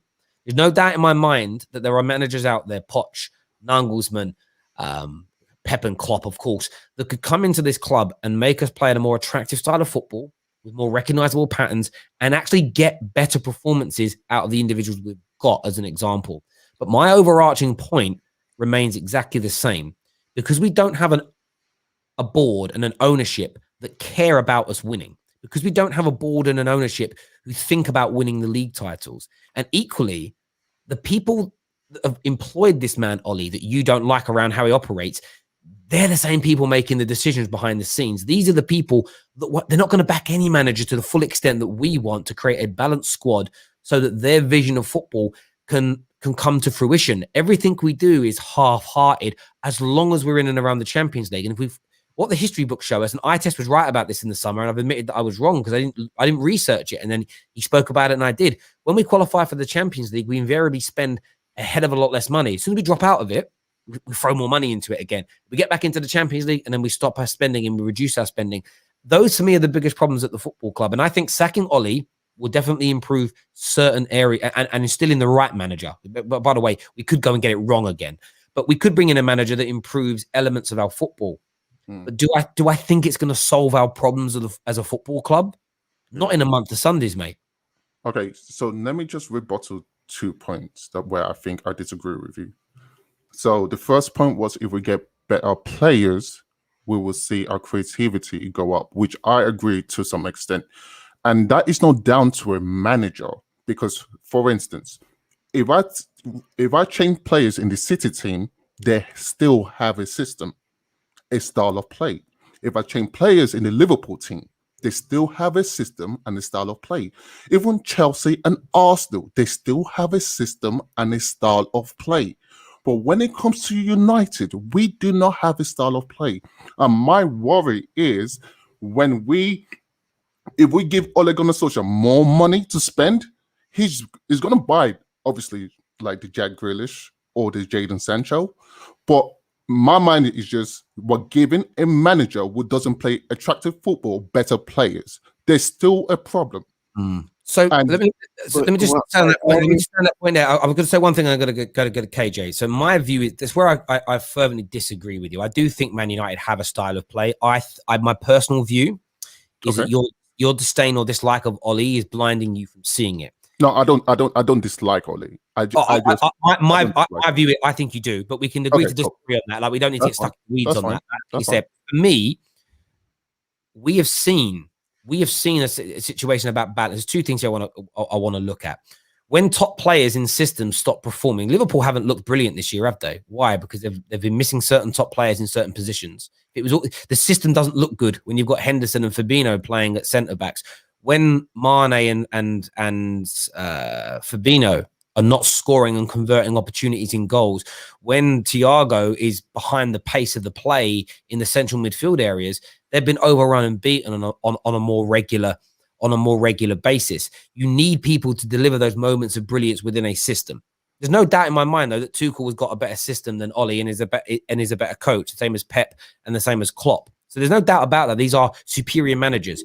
But all of these managers still need the right players to make their systems work. Otherwise, Liverpool wouldn't have signed Van Dijk and Robertson and Alisson and Mane and Salah and Fabinho and Gini Wijnaldum. They would have kept the players that Klopp inherited. He needed better players. The difference between Man United and Liverpool in their approach of signing those better players is they have an amazing director of football and an amazing coaching system, scouting system to identify the players and then get people in at the right prices. Man United, on average, if you look at the leading consultancies that set the price of players, essentially, Man United, on average, each summer spend between 15 and 20 million pound additional on top of the market value prices of players. So if we were picking people like AWB up for the 30 million pounds that his valuation said he was, if we'd have picked up Maguire for the 37 million pounds that his valuation was set, people would look at our signings as being less spectacular. Thus, the expectation would be lower. That's a club issue, not a manager issue. Again, the height. Requesting those players. It's not about. I can request a player. Right. There's a player out there. If, for instance, now I want Jack Grealish. Jack Grealish is valued at 60 million pounds. Say, I'm just throwing numbers out. Way more. Okay, 80 million then. Yeah. 90.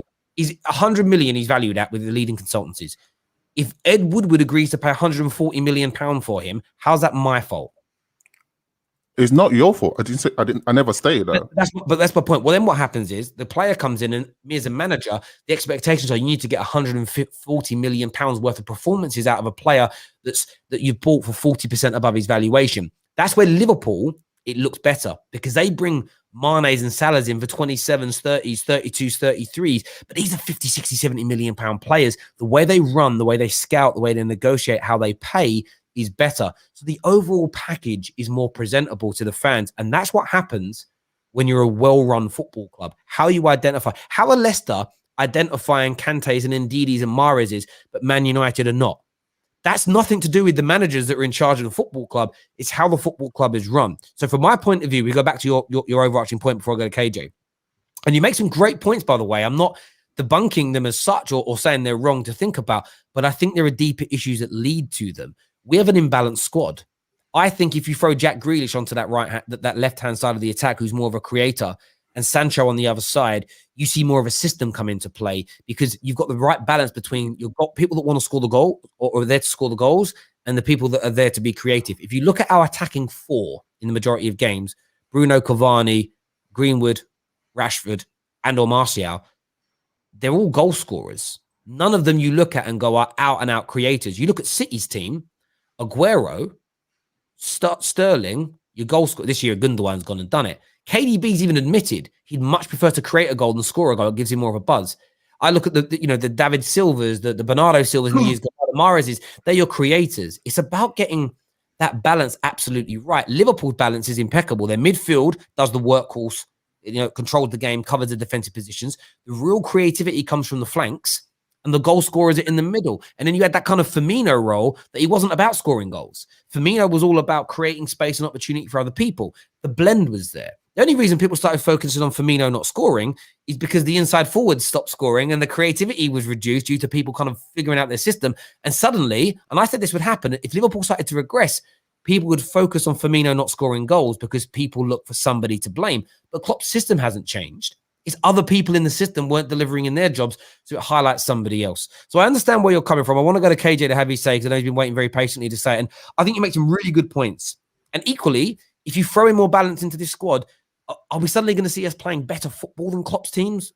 Jurgen Klopp's teams, Pep's teams, Nagelsmann's teams? I don't think so. No. And I agree with you on that. But my overarching point is, until our club has owners that want to win the league, I think fighting over who the best manager for the job is for me is immaterial. It's elementary. It's a conversation not worth having until we have the structure at the club that is designed for one thing and one thing only, to make us champions of England. KJ. No, so I'll say this. Like, the points on Ollie as a manager and as a coach, I don't argue with people with, in terms of he's not going to win his Premier League. He's not going to win his Champions League. His philosophy and style of play, it's there, but I don't think it translates well. I don't think he translates it well to the team and gets it going. I think that's one of the issues. But in terms of the whole, when you're talking about the back thing and signing of players, how many seasons can a manager be back for? Because you're saying he got his Maguire, he got his AWB, his Bruno, but he got that. That's just one season of true backing. We go to his second season now. He wanted Haaland. He never got him. He wanted Bellingham. He never got him. He ends up with Van der Beek, Cavani, Tellers, Pelestri, and Diallo. There was no reports that he ever wanted Diallo. There's no reports that he ever wanted Pelestri. He never saw reports of him wanting Tellers or Cavani or Van der Beek. You saw his targets. Everyone knew his targets. His targets was Haaland, Sancho, Grealish, Upamecano.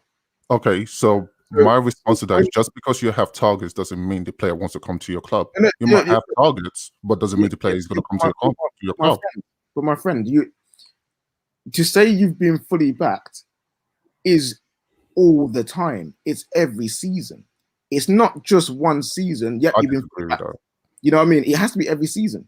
If Ollie buys a Maguire and he turns out not to be good enough, as the manager, not because he's Ollie, because he's the manager of Manchester United Football Club, he should be able to go out and get a centre back that he thinks is better. Okay. And also, when you made a point about we're giving money to a manager, and we don't know how good he is. But the thing is, if you want the best for Man United, you want a better coach, you want better players. So we should go and buy the better players anyway, and that's my issue. It shouldn't matter that Ollie's the coach. We still should have got Sancho. We still should have. No, but it should matter that Ole is the coach, because if you buy a player for, let's say, 85 million, a defender, and you say this manager cannot get the best out of this 85 million pound player, then it does, as an owner, you can actually pull back that. Is this manager actually good enough? Sorry to interject. And you've just pulled on the most amazing thread. So let's just say Jude Bellingham and Haaland are saying, we don't want to come and play for your club because your manager isn't good enough. No, I didn't say that. Okay, well, I'm giving you another example. Or like you just said, we're not going to give Ollie any more players because he can't get the best out of what we've already bought him. Right? That's what you said? Yeah, because... So that's so right now I'm the Glazers, and I'm saying, Mr. Woodward, Ed, Ollie gets no more money because he hasn't improved any of the players that we brought into the club. We're no longer a better team. The football hasn't improved. We're not backing him anymore, right? Mm-hmm. That's what you said. Then why keep him in power running the team? Sorry, repeat that. So if they're not going to give him any more money, yes, because they can't trust him with it, the team hasn't improved, why keep him managing your team? That's why I said, that's why I called, because I'm for the Glazers sacking Ollie. If it doesn't improve, please understand, if it doesn't improve towards the end of this season, I don't think Ole Gunnar Solskjaer should be in charge of Manchester United. And so again, me and you agree.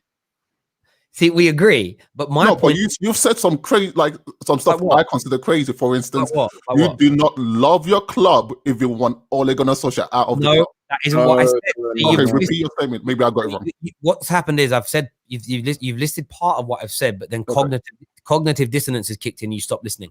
So I'm saying, if you just think that sacking Ollie fixes all our club's problems, I think you're wrong. Okay, that's first and foremost. I think some people that are vehement Ollie outers, I don't think they love Manchester United in the same way that I know I do. I know KJ does. I think they're consumers of Manchester United, and they just want the social attention that comes with playing good football and being looked at as a good club. I don't think deep down inside they love the football club. Well, I think if United I'm a consumer because I criticize Ole Gunnar Solskjaer. That isn't what I've said. No one's saying that. I criticize Ole Gunnar Solskjaer. That isn't what I'm saying. Go ahead. I just wanted to understand. And I get that. And I think it's this. If you were to say to me, Terry, if we sack Ollie tomorrow and bring in Nagelsmann, if you said Man United run perfectly, the only issue is the manager. We have no other problems. The squad's good enough. The club's run well. We've got a good structure, a good board. We want to win. Ollie's the only thing holding us back. My view is that firstly, you're wrong. And secondly, I'm like, that tells me you don't take any time, care, and attention focusing on the root cause problems at Man United. If you're not focusing on the root cause problems at Manchester United, you don't love the football club because you're not learning about them. You're just here to see what happens on the field of play, and it's a consumerism approach. As opposed, I don't care. I love, what do I love? I love Amazon, right? I use Amazon for a lot of things. Amazon Music, Amazon Prime Delivery. Do I care about what's really going on? Do I read financial reports into the company? I couldn't give a damn because I don't love them. With it's Man United, I read every article I can. I try and learn more. I listen to the Stretford Paddock. I listen to the United Stand. I listen to all different podcasts. Why? Because I want to consume as much of the information about the club as I can, to learn as much as I can, because I love it. So that's my point. And maybe sometimes I need to explain it a little deeper. But the point is, if you don't think the Glazers are the major problem, if you don't think the board are a huge, huge problem, if you think we'll run well and all the issue is Ollie and how and the style of play, I just think you're a consumer of the club. And if you're a consumer of the club, you don't love it intrinsically. No, and I believe that. Okay, I think this could probably be my lot. I know you're running. No, it's fine, mate. I love having these conversations, bro. The only thing I disagree with is, I know the Glazers are the biggest problem in this club, but there are several clubs where the owners are also the biggest problem. But it's easier for fans to see that issue where we know the manager is doing as much as he can in terms of tactics, style of play, and so your attention is focused on, okay, the manager is doing all that he can, like Klopp, and then you could blame FSG. So wait, are you saying you are waiting for a good manager to come in, and then you're going to go after the owners instead of going after the owners? Yeah, because you could go after the owners, but they own the club. But if you see there's like two parts to it, there's a manager that we're uncertain about, and there's the owners, which are just terrible in my opinion. Then you have to look at both sides. And right now, I have to address the manager because the owners is a big entire issue. Like that's why it's easy to get rid of a manager. When did you start? Sorry, go on, KJ. Where would I start? I will start at the manager. That's why. I mean, when do you start going after the owners? Because you start going after the owners when you see that the manager he's actually progressing and what. And that's the issue, though. And that's the whole argument. I'm not done with that point. I know, but for instance, let's take Tottenham, right? Pochettino was doing all that he can for Tottenham. Like everyone could see that, right? Everyone could see Pochettino was doing all that he can, improving the style of football, like achieving final place in the Champions League, and everyone could see that. So therefore, everyone was like, "Get the owners out of this club because they are actually killing this club." Bro, and Pochettino did not have as much resources as Can I say something on that again? You just echoed another point that I make. There's one of the reasons I want Ollie to go, and I want a manager that everybody loves to be appointed, is I think it will then highlight when it goes wrong again, it will highlight to everybody who the problem, and hopefully then at that stage, everybody wakes up and smells the coffee. I will definitely be here to say I told everybody so because I'm that kind of prick. But I just said there's two parts though. I said there's owner and there's Ollie. No, but I get what I'm hearing. Correct me if I'm wrong. What I'm hearing from you is if we bring in a manager that we can see plays better football and is doing everything in his power, and the only thing holding him back is the Glazers, more people may turn on the Glazers. That's what I want. That's exactly what we're again on the football series. We've been saying it for ages. I want the part of me that wants Ollie sacked and a manager to come in that everybody loves is because then people will turn around and see the wood for the trees. They'll see the smoke because at the moment, I think people are blinded. They're blinded by their dislike of Ollie's style, his tactics, his press conferences, and they can't see the wood for the trees. They can't see what's really going on. They're not looking to seek that information. If it's a manager they love, they're more inclined to do it. And we've seen that with every single manager. So if we look at Jose lovers, the Jose sexuals, they look for every reason to defend Jose, so they fell upon the Glazer situation. The people that are backing Ollie right now, they're not even thinking about the Glazers. They're just going, no, manager's doing fine. It's all tunnel vision. So I agree with you on that point. There's a comment here I want to go to. It's really important to interact with the viewers here. That I want to go to is from Khan, who's a Liverpool fan. He says, Terry, who are you to judge if somebody loves something or not? It's simply only your opinion. Absolutely. It's only my opinion. And I've said that 5 or 6 times on the show. It's my opinion that they don't love the club deeply. And I'm as entitled to give that opinion as anybody else. It's the way they make me feel by their action tells me there's no love. And it is, as you say, it's my opinion. They may disagree and go, I love the club vehemently. And we'll just agree to disagree. Football doesn't need to be so unequivocal. We can just have opinions on these things. My only issue, because I'm a big believer, to get the pagans out, anyone can get it. Anyone can get sacrificed. Ollie, Pogba, Rashford, Martial, Bruno, anyone can get sacrificed. But what you said there is like, for you personally, you are waiting for a manager to be really good for then turn on the owners. I've got an issue because we don't know how long that will ever take because they are so incompetent at their job. They make it so hard for managers to succeed that all we will be doing for year on year is waiting for this manager to come and show people that the Glazers are the issue when they are the issue anyway. So this is what I'm saying. When do we start? Because if we wait until that moment, it could be 10 years. Yeah, of course. Because imagine 10 years, we are wasting time. Imagine, you're right, KJ. Now. KJ's right. So imagine the next manager. This is where again people have got to drop their own personal preferences. I think this is why I talk about consumerism over love, because my love of Man United goes beyond my personal preference. I have a preference to what players I want and what managers I want and what style of football I want to see. But my wants shouldn't override what the club wants are, or the general consensus around what Manchester United Football Club are. You know, if we don't go for Nagelsmann and we go for Allegri, I'm going to support the decision and hope and pray and cheer from the rafters that it's a success, right? Absolutely. But based on your logic, Yeah. you're only going to turn on the Glazers when you're happy with the manager that's coming. What if the next three? I literally said that it's like I turned on the Glazers because I don't buy United kits anymore. I don't buy shirts. They're resistance and that. Come on. Yeah, so I do not buy merchandise anymore from United. The only thing I do is watch the games on TV. Yeah. So that is what I have done. However, I've done my part regarding trying to get up. We can't protest now, so there's no point in us protesting now because of true. what's going on in the world. So we can't do that. So the next thing is, okay, let me watch what's going on the pitch. And a lot of times on the pitch, I think the players are devoid of ideas.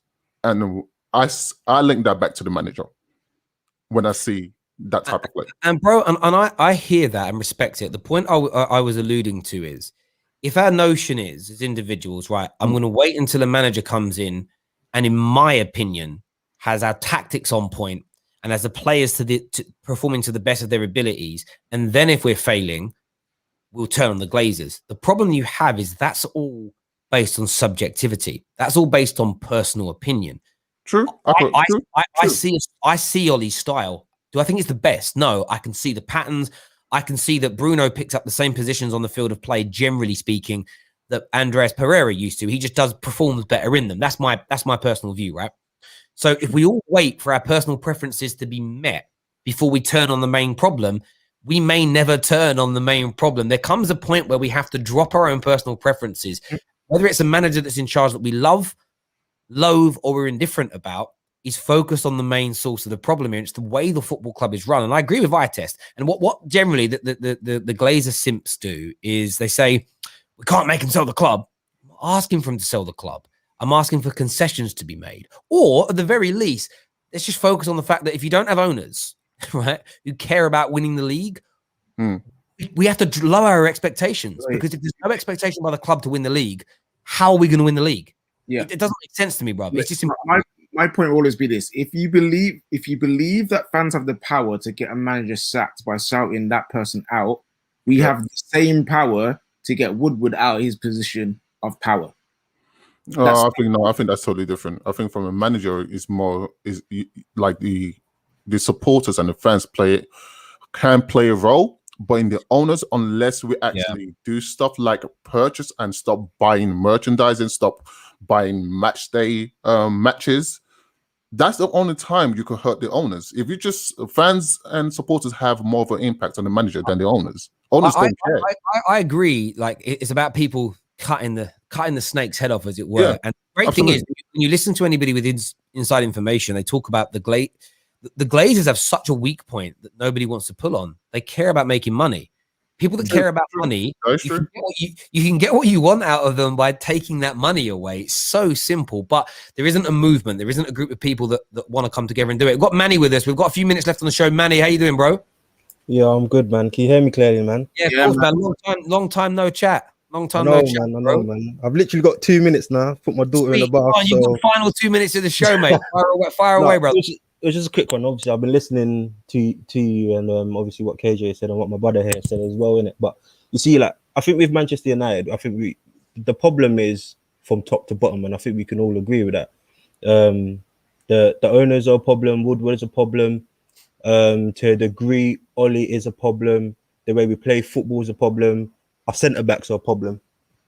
But the thing is, as you've mentioned the consumers. Yeah, we are consumers of football. Whether we love the club or not, we're consumers of football. We tune into Sky Sports, BT Sports, or use streams to watch the football matches. If we're watching Manchester United day in and day out, and we can see with our 2 eyes there's a problem with the way this team is coached, we're going to go for Ollie first. We know that the Glazers are an issue at our club. But if what we're consuming is a problem, we're going to go for that first. So it's like we can always scream at the Glazers and stuff, but at the end of the day, they're making millions, and it's going to be so difficult to get them out of power because Manchester United is global. It's all over the world. You know what I mean? I've been American, I've been India before, and it's just Manchester United, literally. Do you know what I mean? Mate, I hear that completely, and I know it's a very difficult thing, but it's not even about getting them out of power for me. It's just making sure we're focusing the energy there. And where I see it change is this. I've been doing this for a long time now, and I know a lot of you man are new to this in the last few years. Every single manager sacking, generally speaking, it's been a different group of Man United fans that have been vocal about this particular person going. And it tends to change. The same people that are Ollie out may not be Zidane out, may not be Nagelsmann out, whoever comes next, right? But they all say the same things as one another. So when you've been sitting here like I have for 8 years doing these kind of shows, it's like, it's not even about changing the way the Glazers running it. It's about saying, why am I wasting my energy screaming for a manager to be sacked when the next one is highly likely to fail as well? It's wasted energy. It's just a case of, if we know they're the biggest problem, until they change that, and maybe we can't make them change their ways, then we have to lower our expectations. This notion that we as fans should think we have to be winning the league when our club has no desire or structure to win the league, you're setting yourself up for failure, bro. It's like this. I don't know how good you are at singing, Manny, right? I wish I was. Yeah, exactly. But if you set your goal now, let's say you do a whole big thing, I am going to win the X Factor 2020, 2022. I'm sorry to say this, bro. You're going to be really disappointed because you ain't got the ability to do it. If Man United don't have the structure to win the league, but we as fans are like, we're going to win the league soon. Look at the squad. Look at this. Look at that. It's never going to happen. And the anger, and I get why we turn on Ollie, because he is the face. It's who we see.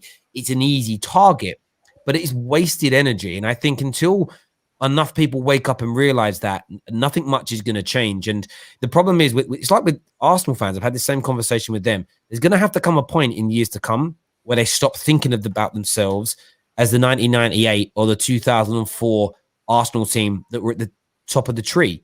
They are becoming a mid-table team, and this happens to all big clubs. There was a point in time where Aston Villa, Nottingham Forest, and Ipswich realized they were no longer top teams, and they had to, like, there's no way Ipswich fans and Nottingham Forest fans turn up at the beginning of every season and going, right, we're going to go back to back Champions League winners this season. They've had to change that. They've had to reprogram themselves, and that's the only other option here, as far as I'm concerned, is that we as Man United fans realize we've become a high mid-table, top four pushing team now. We're no longer a team that wants to be trophy laden, and maybe that's the happy medium here amongst fans to say we have to lower our expectations if the people running us don't have the desire to make things better. And I don't know for me what the overall solution is, but what I do know, what I believe in wholeheartedly, is focusing on a manager and thinking that sacking Ollie fixes our problems as a club.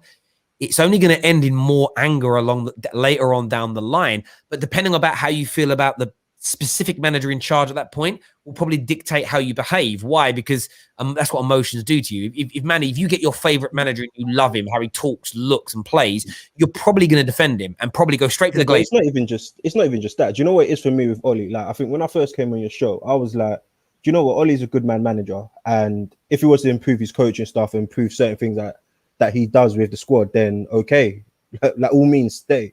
But I think we can all see that Ollie's come to the end of his cycle as a Manchester United manager, and I think that's one thing we probably all agree on. But I don't think that's tactical. I mean, what's interesting, when we've all first started speaking in the summer, we all said we want to see him improve. We have 35% more points. We have 55% more wins, 50% less defeats than last year. We've scored 14 more goals and conceded just 2 more than last season. So we have improved dramatically from last season. Like, if I'd have said to you, like, we lost 8 games at this stage last year, we've lost 4. We'd only won 9, we've won 14. We've scored 14 more goals. That's progression. But yet we're ignoring that progression now. I agree with you too. I think we've got to a point where it's mental now rather than ability-based. I don't know whether Ollie has the ability to galvanize us in these tough moments. I think the semi-final defeats have really highlighted that as an example. But the point I always say to people is, forget style for a minute, because that's a personal preference. We could have another manager that comes in whose style is better but wins less. Is that an improvement? Like, the point I would make is, what if Nagelsmann comes in scintillating, but we're winning less games? Are you going to say that's an improvement because the football's better, or are you going to say we've gone backwards? That's where Man United fans need to be honest with themselves. And I don't get too bogged down on what I want. It's about what the club's doing. And I would take Ollie's football with more wins over Nagelsmann's football with less. What I want, I get what you're saying, though, but I want Nagelsmann's football with more wins, right? Like everybody does. But the problem is people change their tune. In the summer, every United fan that come on the football terrace said, I just want to win more games. I want us to win more games. I want us to play better football. I want us to score more goals. I want us to lose less. We've done that, and no one's happy. No, if I could just interject, sorry. But I think, Terry, you're missing out a key fact. The context regarding why our expectations went up was because of we were going towards the top of the league, and we were top of the league for a while this season. On the other hand, I tempered my expectation. I was like, this is not going to last because I could see how we're playing. But other fans were kind of saying, to be fair, we are top of the league. I don't know what you're complaining about. And so when I kept the same energy that, okay, fine, we're top of the league or we are first or second, I want to keep that same energy and I want to see us progress. So when we regressed and I'm still keeping the same energy, people do not want to entertain it anymore. People are like, well, we are second, we are third. What was your expectation towards the beginning of the league? So you're right in that. And, you know, I think once I did it when we beat Liverpool in the FA Cup and I screamed and we're going to win the league. Of course. It was everybody can see that. Like, people aren't stupid. You'd be surprised, though. People keep telling me that I compared Rashford to Mbappe. I went and found the clip. I'm going to repost it. It's mad. I literally did. I had to go back and rewatch it from 2 years ago. And do you know what I literally said? I said the last 6 weeks, Rashford's form has been on Mbappe's level. This is what my actual words were that. And then I went on to say what I'm now looking for to see whether he can maintain it or not. That's the only time when you can ever say he's as good as Mbappe.